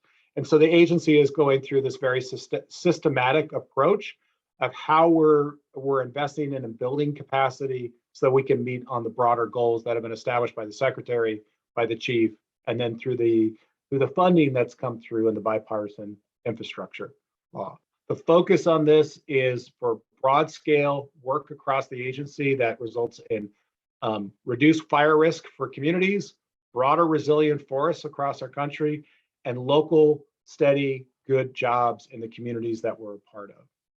So I will pause there and I'll open it up for any questions. Chris, that was wonderful. This is Jim Birchfield. You basically answered my question. Right on. How long your capacity building effort's going to go. You talked about more HR people, more contracting officers. All I can say is hallelujah. That's really, really good news. Thank you so much. I think that's a very good model that you've put forward. Hey, we do have a couple more questions here. Liz Davey was asking, if a collaborative is not part of a Cflr, how can they become eligible for funds to increase the collaborative's capacity? So the way that the infrastructure law was written, you don't have to be part of a Cflr or for us to be sponsoring and working on broad scale collaborative with collaboratives that create projects. And one of the challenges we've had in the past, and that I think you've heard, is that we have not really had the authority or ability to help fund some of the expenses of collaboratives that directly are benefiting National Forest System land. What we see in this infrastructure law, and we're working with our grants and agreements specialists right now, with our partnership groups and our attorneys, is that we see that the way that this was written in the bipartisan infrastructure law, it gives us that ability to start creating some funding to support collaboratives, even if they're not part of Cflr. And we're working on that right now. That's great. Great. Thank you, Chris. Hey, I'll ask one more question and then I'm going to turn it over to Dennis. I really appreciate you taking your time, Chris. Yep. Chelsea Pennick asked if, a lot of forests also need a partnership coordinator. Now, are they in this pipeline along with forest technicians and natural resource professionals, et cetera? Yeah, they are. So there's two big things that I want to point out here. It's the necessary capacity we see that's needed for implementing the bipartisan infrastructure law. But then the second part is what was passed by Congress in our regular appropriation. And if you look at the 22 budget, the president's budget, what it basically put out there is it really wanted to see and ask Congress for the funding to really follow through on the fire funding fix. And if you remember the fire funding fix from a few years ago, it was intended to not only stop fire borrowing, but actually to start to bring more funding to the agency for non-fire workforce. We hadn't really asked for that in the past. They asked for it this year, and actually Congress started to fund that for this year. And so across the agency, I'm talking about hiring positions that are directly related to the bipartisan infrastructure law. But in this queue, we are also hiring more partnership coordinators. We are hiring lands folks that are helping us with land exchanges, boundary requirements, things like that, realty folks, special uses folks that are helping us with all the special use permits that we have. We have over 33,000 of those across the agency. And then finally, recreation specialists. We recognize that one of the biggest uses on national forest that is completely understaffed is recreation. And so there's the staffing that we're doing in response to bipartisan infrastructure, includes a lot of our natural resource professionals, the fire, the contracting, and then there's this other set that we're also working on simultaneously to build that overall capacity in the agency. Overall, we've given the agency the authority to increase capacity by about 20% in all those areas that I just talked about. Great. Thank you so much, Chris. Really appreciate your perspective and your time this morning spent with us. And I found that to be very, very helpful in sort of thinking about timelines this year relative to next year as well. I think what we're going to do is transition into our next panel. Chris, you're more than welcome to stick around. If you can't, we also understand you have a very busy job. So thanks again. Thank you very much. I certainly appreciate the time today. You bet. Bye-bye.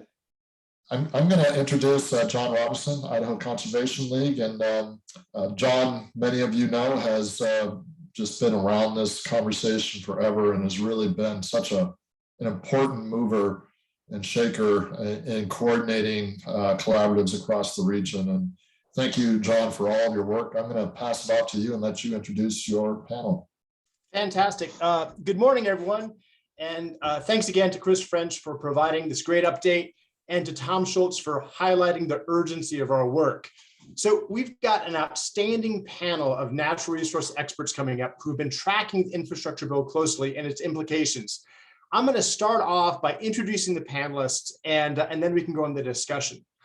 First of all is Terry Becker, who is the Chief Executive Officer for the Society of American Foresters. Prior to his leadership position at SAF, Terry served for almost 20 years at the Forest Service, where he's worked as a wildland firefighter, forester, and district ranger. Bill Bergamo is the Executive Director of the Federal Forest Resource Coalition, a national nonprofit representing purchasers of Forest Service and BLM timber in 36 states. Austin Williams is the Alaska Legal and Policy Director for Trout Unlimited. Austin leads TU's engagement around the infrastructure law to help ensure we make smart investments in our fish and wildlife habitat. Nav Dianeland is the Senior Policy Advisor for Forests and Lands for the Nature Conservancy. Nav has over 15 years of federal policy experience, having worked for leading global conservation organizations in Washington, D.C. And our last panelist is Aaron Miles, who is the Natural Resource Manager for the Nez Perce Tribe, a position he's held for 23 years. His department is responsible for the land and natural resource management for the Nez Perce Tribe's trust land and individually owned family allotments and the tribe's fee title properties. So I've asked each panel to give a 5 to 10 minute overview on what the infrastructure bill means to them. Also discuss what other bottlenecks that are going to arise and to make suggestions on how we can address these bottlenecks to make sure we don't lose momentum moving ahead. So with that, I'm going to go ahead and pass it on over to Terry Becker, who can unmute himself, and we'll hear about from the perspective from the Society of American Foresters. Thank you. Good morning, everyone, and technically afternoon for me here in Washington, D.C. Great to be here with you and see some familiar names and faces on the screen. Thanks so much, John, and excited to jump in with just a few quick comments so that we can continue the discussion. Really enjoyed everything up to this point and definitely learned some things and rehash some things for me. So in relation to the infrastructure package, what are some of the things that SAF has been really excited about related to this legislation? Really has to do with just kind of a simple notion, which is that our forests are national infrastructure. It seems like it's simple to think of it that way, but it's something that I think really escalates the importance of the work that we do and the forest that we manage as a resource, not so much as being a hazard for roads or other infrastructure, but being something that is considered infrastructure that needs to be tended to and thought of considerably, and the importance of it to our communities and our safety and well-being. And ultimately, I think that designation is a bit of an escalation over the past few years, but it goes back farther than that. A lot of really good work that's happened here in DC, conversations had with the administration, as well as with various legislators around the importance of our forests. And so it's we saw a little bit of it, I think, in a very interesting way a couple of years ago when we saw the importance of toilet paper. We did not expect that there was going to be this national call of the importance of our forests related to a particular forest product, but it was there. That I think definitely escalated then a little bit more when there was a shutdown related to the pandemic and forestry work was considered essential. And so you can see this kind of growth over the last 2 years of the importance of our forests, ironically from shortages and hoarding probably, but it really resonates with the importance of what we do, not just from the product sector, but the standing forest that we have. Obviously, there's going to be more discussions, and rightfully so, related to forests as a climate solution and what that means for our profession and for our industries. And Tom gave a great presentation around ESG and what that means to various private companies and publicly traded companies. And so we continue down this path of forests escalating and seeing this legislation, and it really is just exciting simply to have it be forests are part of the infrastructure of our nation. The other piece that I see as a key benefit to this, obviously, forests as infrastructure goes to some of the things that were just shared by Chris French. The hazardous fuels conversations and concerns, the opportunity to improve forest health, the opportunity to address habitat issues and concerns. All these things are really manifesting more and more and becoming very visible because, again, I think also in a sense related to our recent experience with this pandemic that's ongoing, is that people rediscovered their natural spaces, be that public land, private land. Folks got outside. That was the one safe haven in a sense from your house and your family. And so people ran to the outdoors. And so it's one of those things, again, that I think is really critical as we see the work that is ahead of us. it is that critical piece. And obviously coming here and representing the Society of American Foresters, you know, what that means for our professionals, having folks who are not only enough people to do this work, but also who are trained to do this work and meet the needs of a growing and changing environment related to what our forests are looked to for, and how we show up and meet those needs. And those things are changing quite a bit on a regular basis. So those are just some key initial thoughts related to what's exciting for me about this. I will say where I see some of the challenges is definitely one of the simple opportunities that I just mentioned, and that is the workforce. Chris French spoke to it. I'm sure it's going to be a consistent theme. You know, how do we have not only enough people to do this work, but enough people with the right skills to do this work? You know, I've had some conversations here in DC on a few occasions to say, like, here's the moment when the American public calls our bluff. We've said for years, this is much needed work. If we just had the resources, we had the money, we could do all these amazing things. And, you know, then they throw $8.5 billion at us and says, okay, show us. So now we have this reality that we need to figure out how we step up and how we show up and how we meet this opportunity. Because I also believe it's not just about this set of funds that showed up today or the last couple of months. It's about the next set of funds. And that really leads me to one of my other concepts, and as far as a bottleneck and a concern, which really is, thoughtful investment. I was really excited about the 10 key areas that were listed just yesterday by the chief and by the secretary. But the reality is how does this poise us and position us for the next round of funding or creating markets that sustain these efforts? Everyone likes to pay for the new bright shiny thing, but who likes to pay for maintenance? I know many Forest Service folks on the call know that all too well. The maintenance conversation is always the most difficult. So being really thoughtful about that opportunity and where these investments end up making their way and doing meaningful work and painting the picture is so key and so important.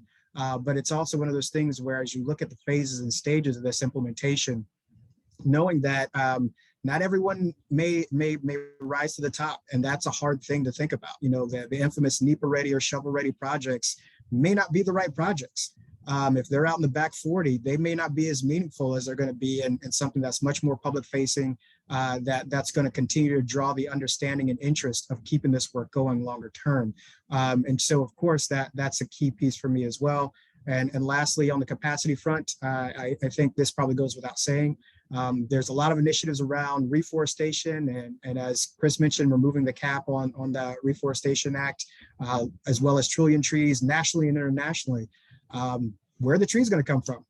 I've worked quite a bit with various nurseries in my career, and we know that there are challenges with just the sheer number of nurseries and seed orchards, let alone folks, again, with that skill set to really work in those spaces, collect the seed, propagate the seed, and put us in a place to have seedlings to plant on a massive scale, exponentially larger than we are now. So there are a ton of challenges, there are a ton of opportunities, and there's a lot to be excited about with this work. And if we all think clearly and calmly, we all know it comes back to the importance of toilet paper to people. So John, thank you for having me on the panel. I'm looking forward to having further discussion with my fellow panelists, and just excited to be a part of the meeting today. Thanks, everyone. Thanks, Terry. I'm going to pass the mic on to Bill and Bergamo, who can give us his insights and perspective. Thanks. Can you all hear me okay? Great. So I apologize. I missed the practice session with my group. So perhaps there were, I would have benefited from that. I think what I'm going to do is I'm going to take it in a slightly different direction. I agree with everything, obviously, that Tom Schultz said, because he's my board chair this year. So naturally, he said absolutely nothing wrong. I agree with everything Terry Baker said, because I'm an SAF member, and everyone after me, I'm sure, is going to agree with everything I say.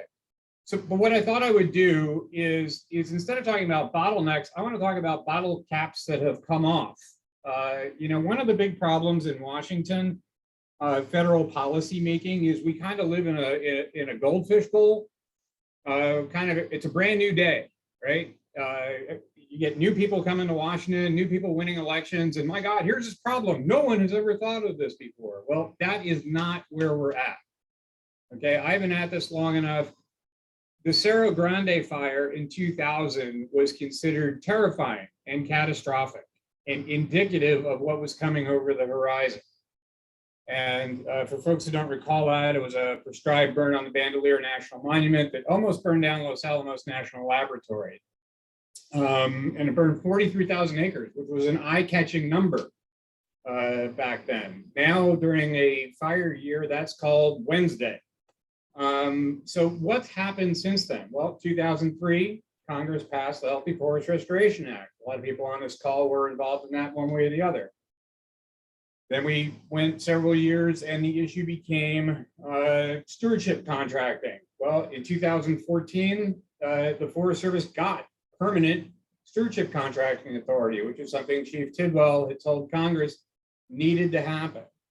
Since then, Good Neighbor Authority has been expanded to all 50 states. It used to be a pilot program that covered only Utah and Colorado. In 2018, we got the fire funding fix, which was, as folks recall, the last term of the Obama administration. Congress and the public were informed that that's what the agency needed to start getting ahead of the fire problem on the national forest. That's been in place now for almost 4 years. And then in 2020, we got the Great American Outdoors Act. And the Great American Outdoors Act provided mandatory funding for infrastructure for the Forest Service to the tune of about 120 to 150 million a year. And it took the land acquisition budget of the Forest Service off budget. There's no longer a land acquisition line item within the discretionary budget of the Forest Service, freeing up additional resources. And then we've had legislated categorical exclusions, insect and disease CE in the 2014 Farm Bill, and the fuel break CE in the 2018 Farm Bill, or sorry, fuels reduction was added as a purpose for that in the 18 Farm Bill. And then the fuel break CE that was just passed in November with the infrastructure law. So, you know, that is an awful lot of identified by the agency obstacles to management that are no longer in place. And, you know, quite frankly, this pile of money that's come this way to the Forest Service in the Infrastructure Act, it's kind of go time. You know, the agency has asked for a lot of these things, and Congress has not just delivered, now they've paid. And I have to say, the last several weeks, the conversation around implementation has gone in a direction that I think is not going to be terribly well received on Capitol Hill. And I'm hoping that it's the start of moving in a much more aggressive direction to, you know, as Tom said, resemble a crisis response. Last summer, when the smoke from Oregon and California was so thick that my wife had to slow down on I-40 in Benson, North Carolina, everyone knew that we had a crisis. When my nephew in Connecticut called me and asked me why it was so smoky, because smoke was traveling from California to Connecticut, we all knew that there was a crisis and that we needed to act very, very quickly. Unfortunately, you know, one of the biggest obstacles that the Forest Service faces is when they lose infrastructure to get the work done. One of my members, Dwayne Vaughan, who's not quite in Idaho, describes the forest products industry near national forests as a train robbery in reverse. We're running at the agency with bags of money offering to help take care of their problems. You know, we will pay for timber, and those receipts, whether it's through a stewardship contract and retained receipts or deposits into KV, can help pay for the non-commercial work that needs to happen, the prescribed fire, the mastication of unmerchantable material. And whenever we hear the chief or someone from the agency in front of Congress, we hear, we have a problem with low value material. Well, since 2020, we have 3 new places with a problem with low value material: Glendale, Oregon, Townsend, Montana, and Hill City, South Dakota. As far as I know, those are the only 3 sawmills that have closed in the United States in the last 2 years. And they closed because they rely on the Forest Service or the BLM for more than 40% of their fiber supply, and they could not get enough logs to remain open and profitable. And we've got additional mills, Wyoming, South Dakota, Colorado, Oregon, California, who are facing log shortages on a 0 to 18-month timeline. And, you know, my concern is, oh, sorry, St. Regis as well. Thank you, Kyle. Is the creation of more forefries. Forefry has, you know, been a significant problem. There were a lot of problems with management in that part of the world, but as the agency knows, they've spent well over a decade and a half trying to attract new industry to get forest management work done. It has not been a raging success. The number of acres treated claimed as treated does not match reality on the ground. And if we lose more infrastructure, we are going to see more places where it's difficult to get the work done. So, you know, I guess I'll just real quickly, I think from our perspective, the key pieces that need to happen for this to be effective is that the agency needs to use the authorities they were given. These authorities that were passed in the last two farm bills and in the infrastructure bill were passed on a bipartisan basis, and they are the law. They're not required to use them, but my God, if it's a crisis, they have to be used. Action, no action EAs, the categorical exclusions, the emergency actions. We've seen 5 categorical exclusions to do fuel breaks. That's not a crisis response in my mind. These need to become the rule rather than the exception. There should be a focus on restoring access to burned national forests. There are a great number of forest acres, national forest acres that burned in Oregon and California that still haven't been evaluated because we still haven't cleared hazard trees. So we can't get in there and ensure future resource management. And then the other thing is the agency adopted new NEPA procedures in 2020 that are largely consistent with CEQ's guidance on NEPA that was issued under the Obama administration in 2012. And as a rule, the agency should emphasize using every one of those expedited authorities. And then, you know, again, where we still have infrastructure, they need to place projects in coordination with industry to maximize the synergy. As I said, you know, it's the train robbery in reverse. We literally have industry coming and paying to take merchantable material, which generates receipts to do the work. It is an approach that works, whether it is stewardship or a traditional timber sale contract. The Ouachita National Forest in Arkansas creates high-value saw timber and high-quality red-cockaded woodpecker habitat at the same time. It can work. It does work. It needs to happen, and it needs to happen faster. The last thing I'll say is, you know, these last 2 summers have demonstrated that it is not just possible for us to burn an entire national forest in one summer.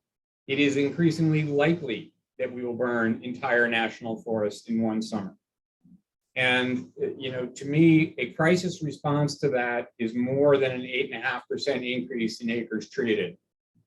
And, you know, right now, that's what we're seeing on the table with the authorities and the money that's been put there. So that's my somewhat harsh perspective, and it's not just because I usually eat lunch an hour and a half ago. Bill, thanks so much for the insights and putting that in perspective. Next up is Austin Williams with Trout Unlimited. And so Austin, I'll let you take it away.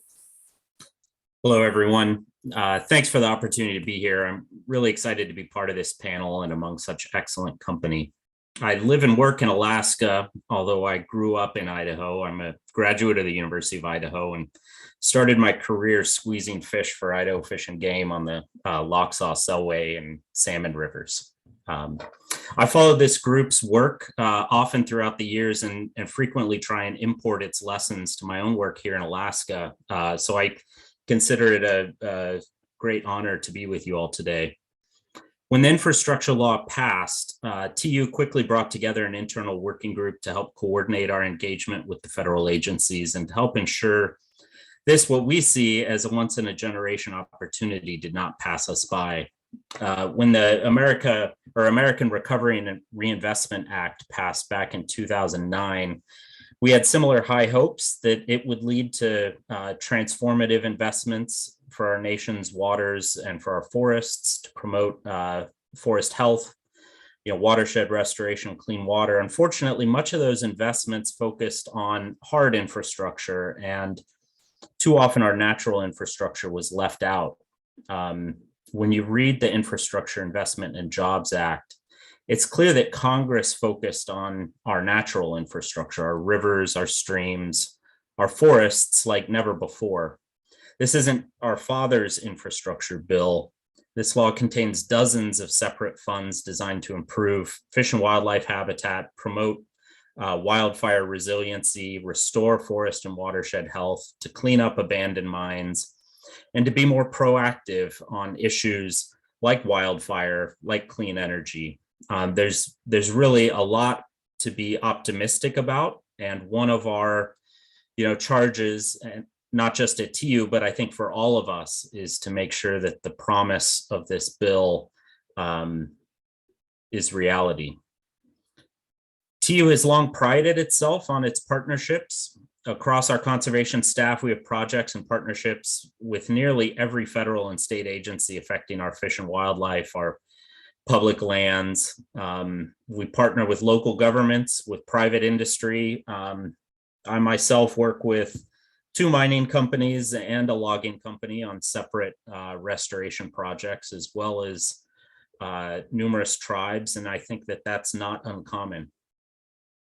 At TU, we're most successful when we're bringing together diverse agencies on projects that restore special places where people care about, where we live and play and work. It's just a few examples that I think illustrate the type of work that we can be doing more of thanks to this infrastructure law. We're working with the Forest Service, Fish and Wildlife Service, EPA, and the states to help restore Potomac headwaters back east. These are rural counties where, the folks are often very distrusting of the federal government. Oftentimes at TU, we're able to help bridge some of those gaps and hopeful, optimistic that we can do more. We're working with the Bureau of Reclamation, Fish and Wildlife Service, Forest Service, states, tribes on the Klamath River Basin that you all might be familiar with. We're of course part of this fine group. One of our partnerships I'd like to discuss in a bit more detail. In Oregon, we're part of a unique partnership that we affectionately call the Salmon Superhighway. It's a partnership that includes multiple county and local governments, private industry, 5 state agencies, including the Department of Transportation, which we often don't work as closely with, as well as at least 4 federal agencies. It's an initiative that really tries to address fish passage issues at a landscape scale in a much more broader and strategic way than we are often able to address it in other areas. It has identified 93 projects that it hopes to complete over a 10-year period, which would reconnect nearly 180 miles of blocked habitat for Chinook, chum, and coho salmon, steelhead, cutthroat trout, and the lowly lamprey. It's already completed 43 projects and reconnected 115 miles of salmon habitat. These projects are not only good for salmon, which of course Trout Unlimited cares about and our members get excited about, but they also have other benefits. They have reduced chronic flooding. They've protected hard infrastructure, our roads and highways, buildings. It's helped to support and improve recreation opportunity. And it's also helped stimulate the local economy. These projects thus far have so far created 224 new jobs, and all indications are that that trend will continue. This is an example of an initiative and a restoration effort that can take place at a much larger scale across much broader geographies, and can be a model, we hope, for how we strive to implement this bill or this law. Whether the goal is to reconnect salmon and steelhead streams, improve wildlife habitat, promote forest health and wildfire resiliency, we have an incredible opportunity before us. We have the opportunity to catalyze new partnerships, create new models for addressing forest health and watershed needs at an entirely different scale. This also provides us an opportunity to leverage investments across multiple agencies. It's not just the Forest Service that has funding through the infrastructure law. There's also opportunity to leverage investments of the Department of Transportation, Fish and Wildlife Service, the Interior Department, NRCS. There's many agencies that we can work with here to address our natural infrastructure needs at an entirely new scale. We have good models and know how to do this work. The big difference today, we hope, is that we get to do it with a couple extra zeros in the budget. We of course have a handful of bottlenecks. While the infrastructure law is an unprecedented opportunity, we're quickly finding and bumping up against capacity limitations within our own federal agencies that's restricting our ability to put infrastructure funding to the ground. The bill was signed into law nearly 6 months ago, within a couple days of that, but we're only just beginning to see funding get to the agencies. And we haven't, and in many cases, we haven't seen it yet filter down to the field. Congress allocated more than $1 trillion through this law, but our agencies are stretched thin and have hundreds, if not thousands, of vacancies across key programs. As Chris French mentioned earlier, Forest Service staff levels are down as much as 35%. I was speaking with a colleague at Fish and Wildlife Service yesterday who is lamenting how their internal systems and support staff simply aren't up to snuff. She's an engineer that we're working with on a fish passage project. She should be spending her time designing that project, but had spent 8 hours that week or this week transcribing a workshop transcript because she had no support staff to do that type of work. We need additional capacity at the agencies, but at groups like TU and other non-governmental organizations, we also need to step in where we can to help fill those gaps. This leads me to another potential constriction. Many of these programs, especially the grant programs, have a non-federal match requirement, or they have at least a preference for non-federal matching. When you're talking about the infrastructure law and the sums of money that we want to put to the ground through this law, finding non-federal matches is simply not possible at this scale. And it's particularly difficult in rural states and in rural areas like Idaho or my home, Alaska, where we simply don't have the population base to raise the sorts of capital that might be required for a 20% match, or heaven forbid, a 1-to-1 match. So, one of the things that we need to use, and this gets at some of the points raised earlier, is I really encourage our agencies to use the tools that it has available to it. Bill talked a bit about the CEs and the need to move projects through NEPA quickly. Certainly that's the case. We run up against those problems with our own restoration projects.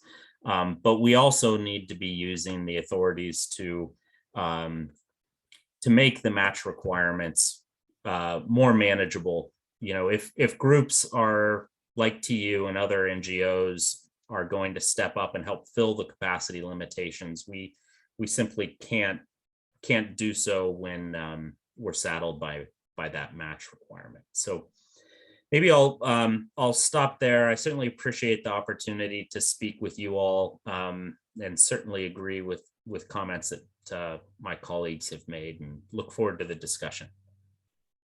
Thanks, Austin. Really appreciate it. Next up is Nav Dayanand with the Nature Conservancy. And Nav is going to tell us a little bit more about TNC's perspective on this. So I'll pass it on to you, Nav.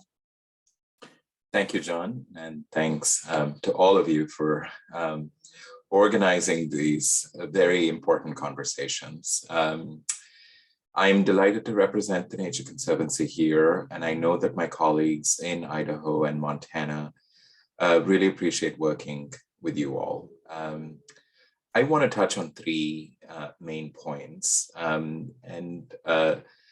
we heard from Deputy Chief French, who covered quite a bit of the landscape that they're navigating with big opportunities and with big responsibilities in front of them. What I want to highlight today is that, it is not lost on us that the challenge or the urgency is grave, that not just the West, but the whole country is grappling with escalating catastrophic wildfire events and public health and safety issues. And in our sort of earnest effort to identify, what we could do about this challenge, the Nature Conservancy last July called for a paradigm shift in how we address wildfires and how we reduce wildfire risks and costs. You may also appreciate that, in the last 10 years, federal suppression costs alone had grown by nearly 400%. While wildfire resilience investments, that's sort of the conservation, the forest health work, had remained essentially flat. This is one, as my colleague Bill identified in 2018, when a bipartisan group of members in both the House and the Senate, including Idaho senators, led the charge to have a wildfire disaster funding fix completed or enacted, I should say. And that has given new authorities to the Forest Service as to how to tackle non-fire and fire work. With the Infrastructure Investment and Jobs Act, otherwise the Bipartisan Infrastructure Law, we think that this issue of trying to drive a paradigm shift in how we address this problem is manifesting as a down payment. Those of you who appreciate the ways in which Washington works will know that every federal agency receives 1 year money through an annual appropriations process. So what you have in the process is being confined to when the money becomes available to the agencies and how quickly they can get to work. And over the last several years, the Congress has actually not been able to get its work done on appropriations on time.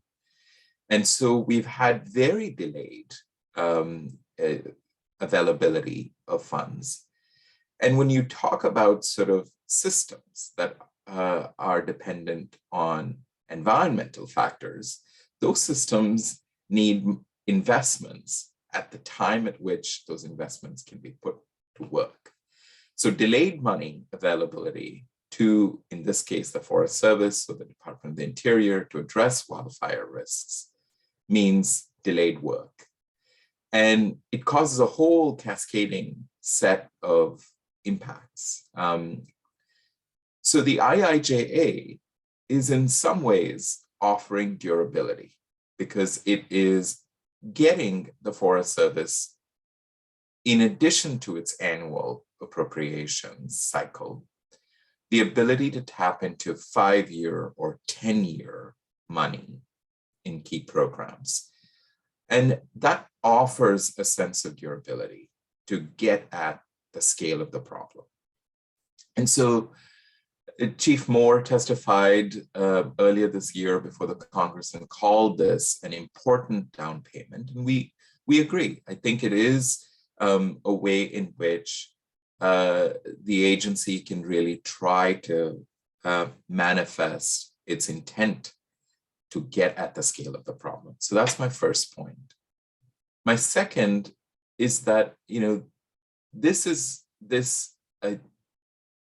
this new law also put nature at the heart of an infrastructure and a jobs context, which we had advocated for a long time, as many of you have, and recognize that forests play an important role in natural infrastructure, and how this investment, whether it is in programs such as legacy roads and trails, or what the deputy chief mentioned in lifting the cap on the Reforestation Trust Fund, allowing the agencies to plant trees, allowing people to be put to work, is a manifestation of how hard and soft infrastructure come to life. And that is a real opportunity, which sort of brings me to my third point. As the deputy chief highlighted and has been said before about the many challenges that face federal agencies, not just the Forest Service, in terms of their staffing, their attrition rates, their capacity. As much as the agencies are rolling up their sleeves to add capacity to get at the resources and durability they need to tend to this work, that similar opportunity also lies with partners such as ourselves. So we're taking a hard look in terms of how do we show up to help implement the new law, to make this successful, and to try to get at the scale of the problem. And so we're also eager not just to sort of follow the trail of the funds that are being announced at the national level, such as the announcement yesterday in highlighting priority landscapes, but also in terms of how it touches down on the ground. Where can we be available? What are implementing tools available to TNC already that we undertake and participate? And where do we need to do more, or where do we need to do better? So that, in a nutshell, we see this as a challenge, both for our country as well as for us as an organization to show up and do our part. So let me pause there and let other speakers continue. That was great. Really appreciate that. Next up is Aaron Miles, who is the Natural Resource Manager with the Nez Perce Tribe. And I'll go ahead and let Aaron pick it up from here. Okay, thank you. My name is Aaron Miles. I'm the Natural Resource Manager for the Nez Perce Tribe. And thanks for inviting me to this panel. And I'm going to try to cut this as quickly as I can. But I want to share a few things. Maybe I can share my PowerPoint real quick on a few slides I wanted to show. We had a conversation during our practice run on the infrastructure bill and what it would what we're up against, as well as kind of the foresight of moving forward. And I think some of the conversations we had were really focused on some of the aspects of trying to get our forests back to a functional ecosystems. And we knew that, I think all of us understand the challenges as foresters and what needs to happen and what realistically can happen. So with that, I'm going to go ahead and share my screen real quick and go to here. Okay. Okay. Can you hear me okay? All right. Okay. So I ate at the local Chinese restaurant here just a while ago, a couple of days ago, and I thought I'd read my fortune cookie. Might be relevant to what we're talking about. Says, in retrospect, it was inevitable. And maybe you guys can kind of think about that in terms of where we're at right now with forest management and kind of the development of this place as maybe tribes we see westward expansion and the many people that this place has to serve and the infrastructure that you guys were talking about here. So I'm going to go ahead, and this is a rendition of the 2015 fire Clearwater Complex at Kamiahpa, which is Kamiah, Idaho, which is place of hemp. And anyway, so this shows our coyote, which is similar to a kind of like a prophet individual, like a animal spirit that has human characteristics, both good and bad. He tells us things that are basically a reflection of ourselves as human beings, and all the good, bad, and different. And he's viewed as a very powerful individual in our culture, and among all the animal spirits and beings. So this is our area of use of influence as the Nez Perce tribe. You see the state of Washington, Oregon, and Idaho. Our Aboriginal territory. This is our Aboriginal territory to hunt, fish, and gather. Our treaties with the United States. Okay, I'm going to go into. This is what our reservation looks like today. It's very checkerboarded. We have a lot of issues. We have roughly 120,000 acres of forested land, or excuse me, around 70,000 acres of forested land and 120,000 acres of agricultural lands. The reservation was opened up in 1893 to white settlement, and so this whole reservation once belonged entirely to the tribe. So I'm going to go down here. I'm talking a little bit about what forests mean to tribes. Forests are vital to tribal cultures and economies. They're commodity production for income and employment. They're food, shelter, fuel, medicines, materials for artistic expression, spiritual sanctuaries, and cultural heritage.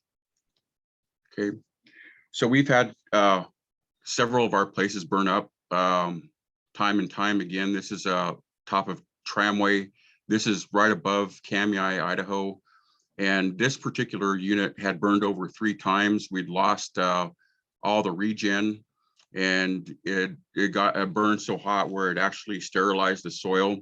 And so we've had issues where wildfire comes in to these one areas, very checkerboarded part of our reservation. And it's a high severity, I guess, in terms of a reoccurrence of wildfire. Okay. This is the question that probably gets to all of us, and it's not just foresters, but it's what runs the American public. What should our forests look like? What purpose should they serve? We have this quandary all the time: income generation or the next old growth. Too many trees, susceptibility to insects and disease, managed versus unmanaged. Historic range of variability. So back in 1893, after the Dawes Allotment Act, after the reservation was opened up to white settlement, the tribe had 32,000 acres of tribal reserves, which were reserved for supply of fuel wood and saw timber for the tribe. In 1897, the local Indian agent estimated that suitable saw timber would be exhausted in 4 to 5 years at the rate that old growth ponderosa pine were being used for infrastructure development for Lewiston, other areas, and also the fuel wood for the tribe. Being a tribe that was a hunting and gathering tribe, now being having our own parcels of land for 160 acres, 80 acres, 40 acres, depending on if you're man, woman, or child. Those allotments were given out to reallocated to my ancestors. And so in 1908, a survey showed a species composition of 95 million board feet of yellow pine and 14.4 million board feet of Douglas fir and other species, which is probably grand fir. So you can see the composition makeup at the time was primarily ponderosa pine and Douglas fir, which represents a much smaller, and then the other species a smaller fraction. Okay, this shows a timber history, harvest history of the tribe from I think these are 10-year periods, so it'd be like 1915 to 1925.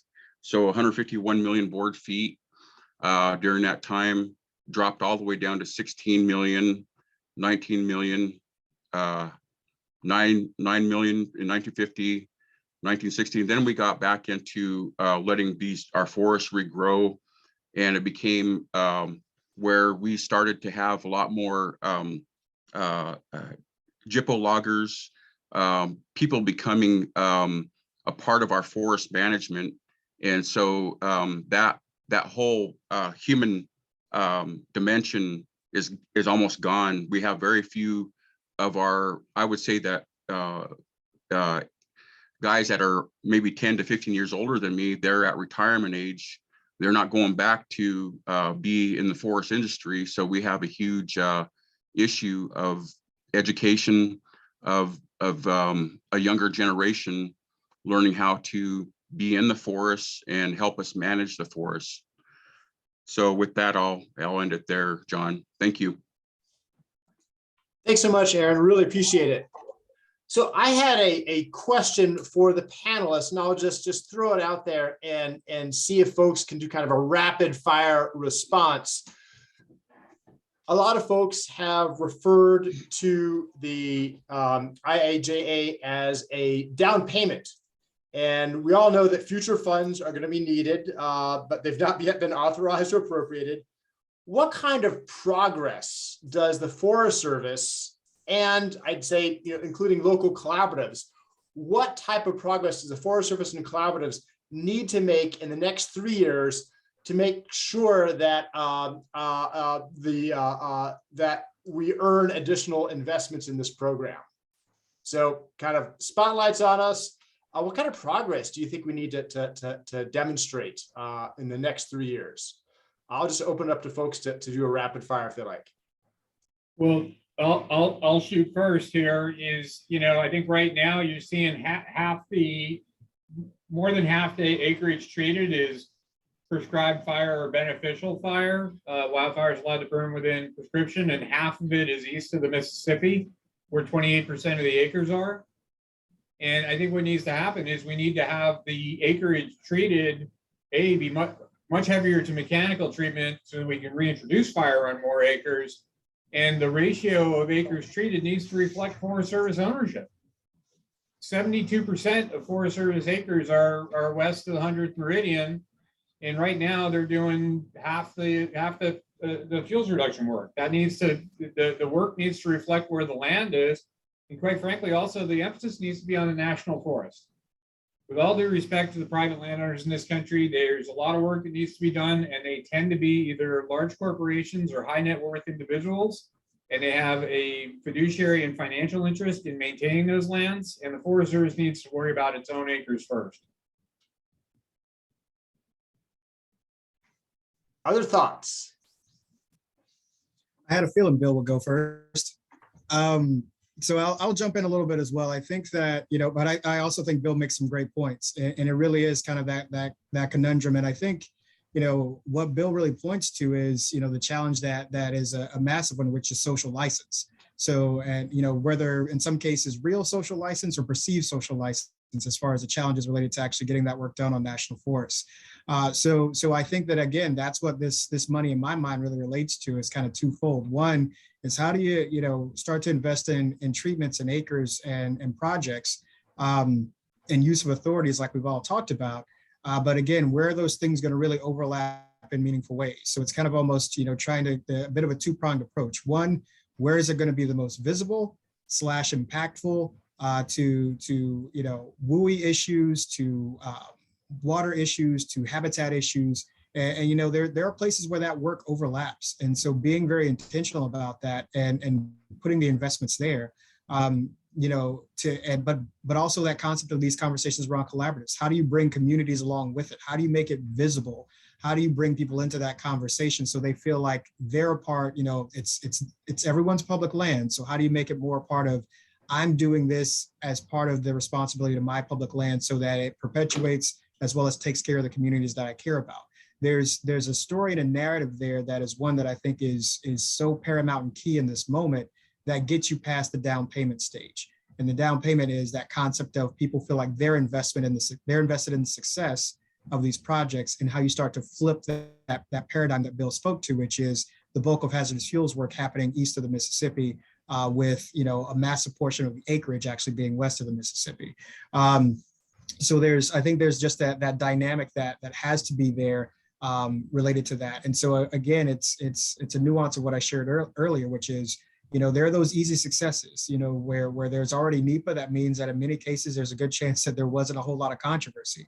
The areas that I described, probably in a lot of cases, there's going to be controversy related to getting those projects, you know, through the NEPA process and then implemented, but they have to happen, or you're not making those meaningful impacts to the resource that folks are going to be really responsive to. And I'll just tack on. I really appreciate Terry's comments. I think that, you know, in the short term, we need to get funding to the ground and get projects out the door and start demonstrating some success. I think the challenge over the 3-year period is that work needs to start to move to a more strategic investment across larger landscapes and priority landscapes. You know, someone smarter than me could probably come up with the metrics for what you know, how we would measure that, but we need to see that shift to the strategic investments that the public, that communities, that stakeholders can really, you know, see the benefit from, and that's tangible. I would add that, yeah, I agree with my colleague Austin here in terms of sort of that tangible outcomes that people will want to see. And let's not forget that the Congress has made an unprecedented investment. So these members of Congress, particularly those who, one, voted to make this happen, and two, whose landscapes have not yet been called out for investment, will be also looking in terms of how this law will manifest, right? And so that's one point. I think the second issue is really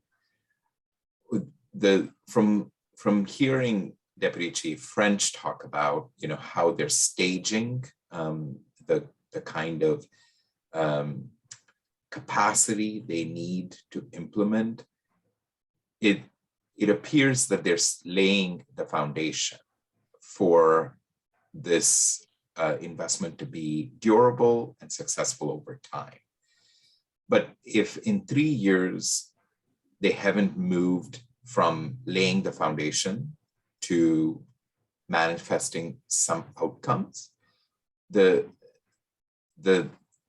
challenge will be about how the Forest Service's core budget, funded every year through annual appropriations, would be impacted. And so that's a balance for the agency, and I'm sure they're acutely aware of it.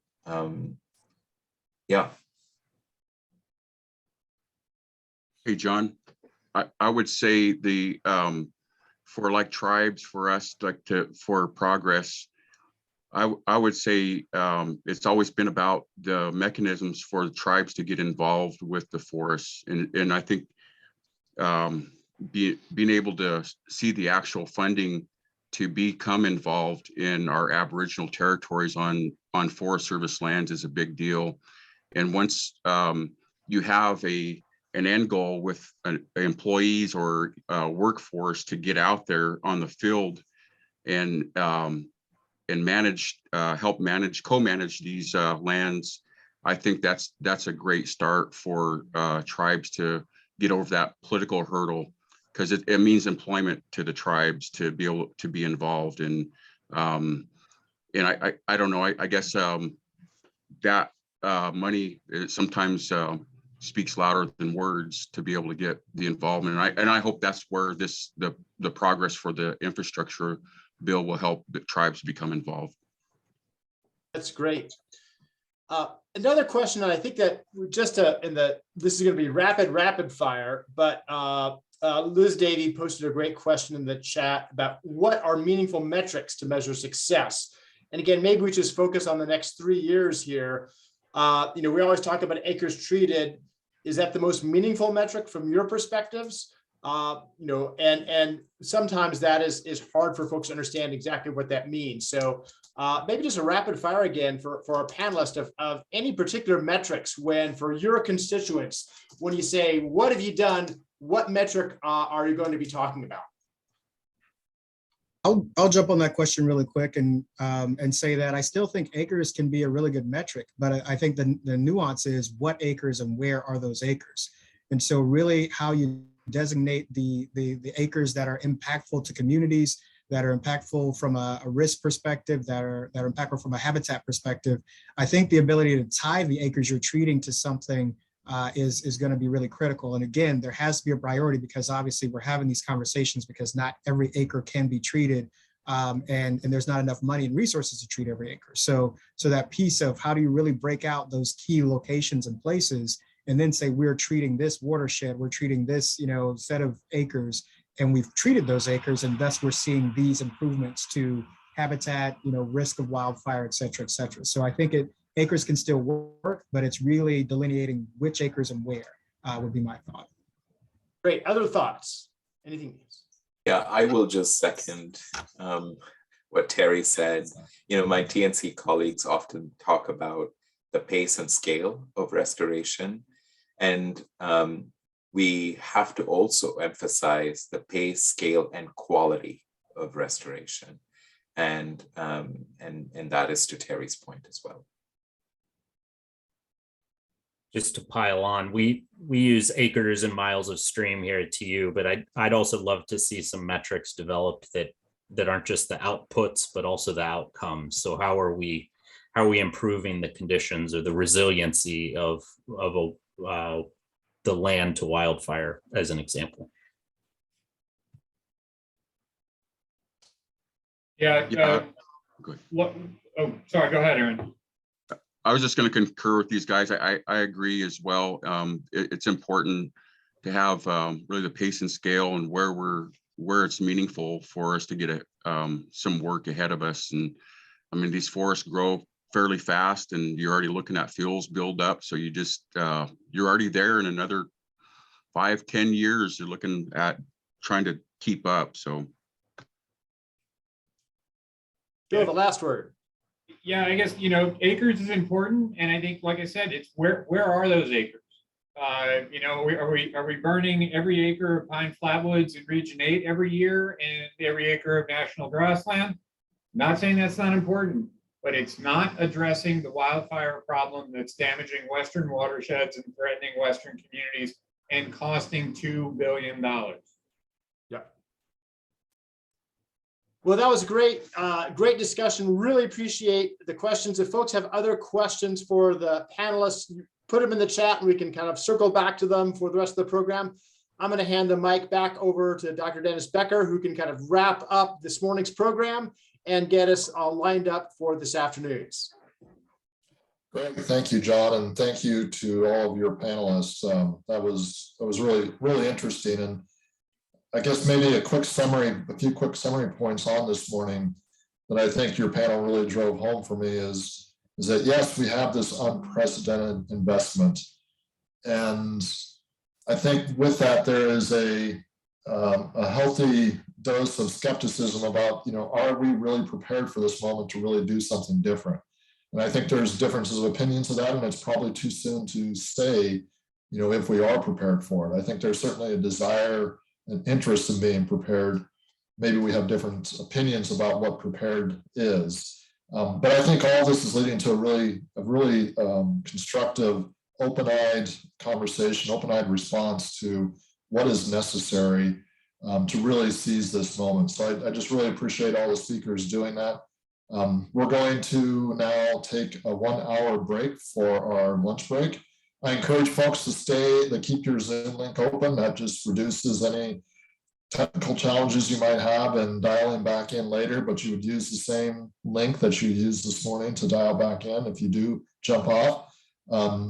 Just I would say keep your mics muted, and we'll call you back in about an hour. We'll start at the top of the hour with a few questions, and then we're going to have a couple panels to round us out for this afternoon. And that's the first one. I think is going to be very interesting in speaking with our U.S. Forest Service and BLM state representatives and regional foresters. And then this afternoon, our state foresters and NRCS folks to really help us continue on this progression of this conversation. So we will take about an hour break. We'll see you in about 60 minutes.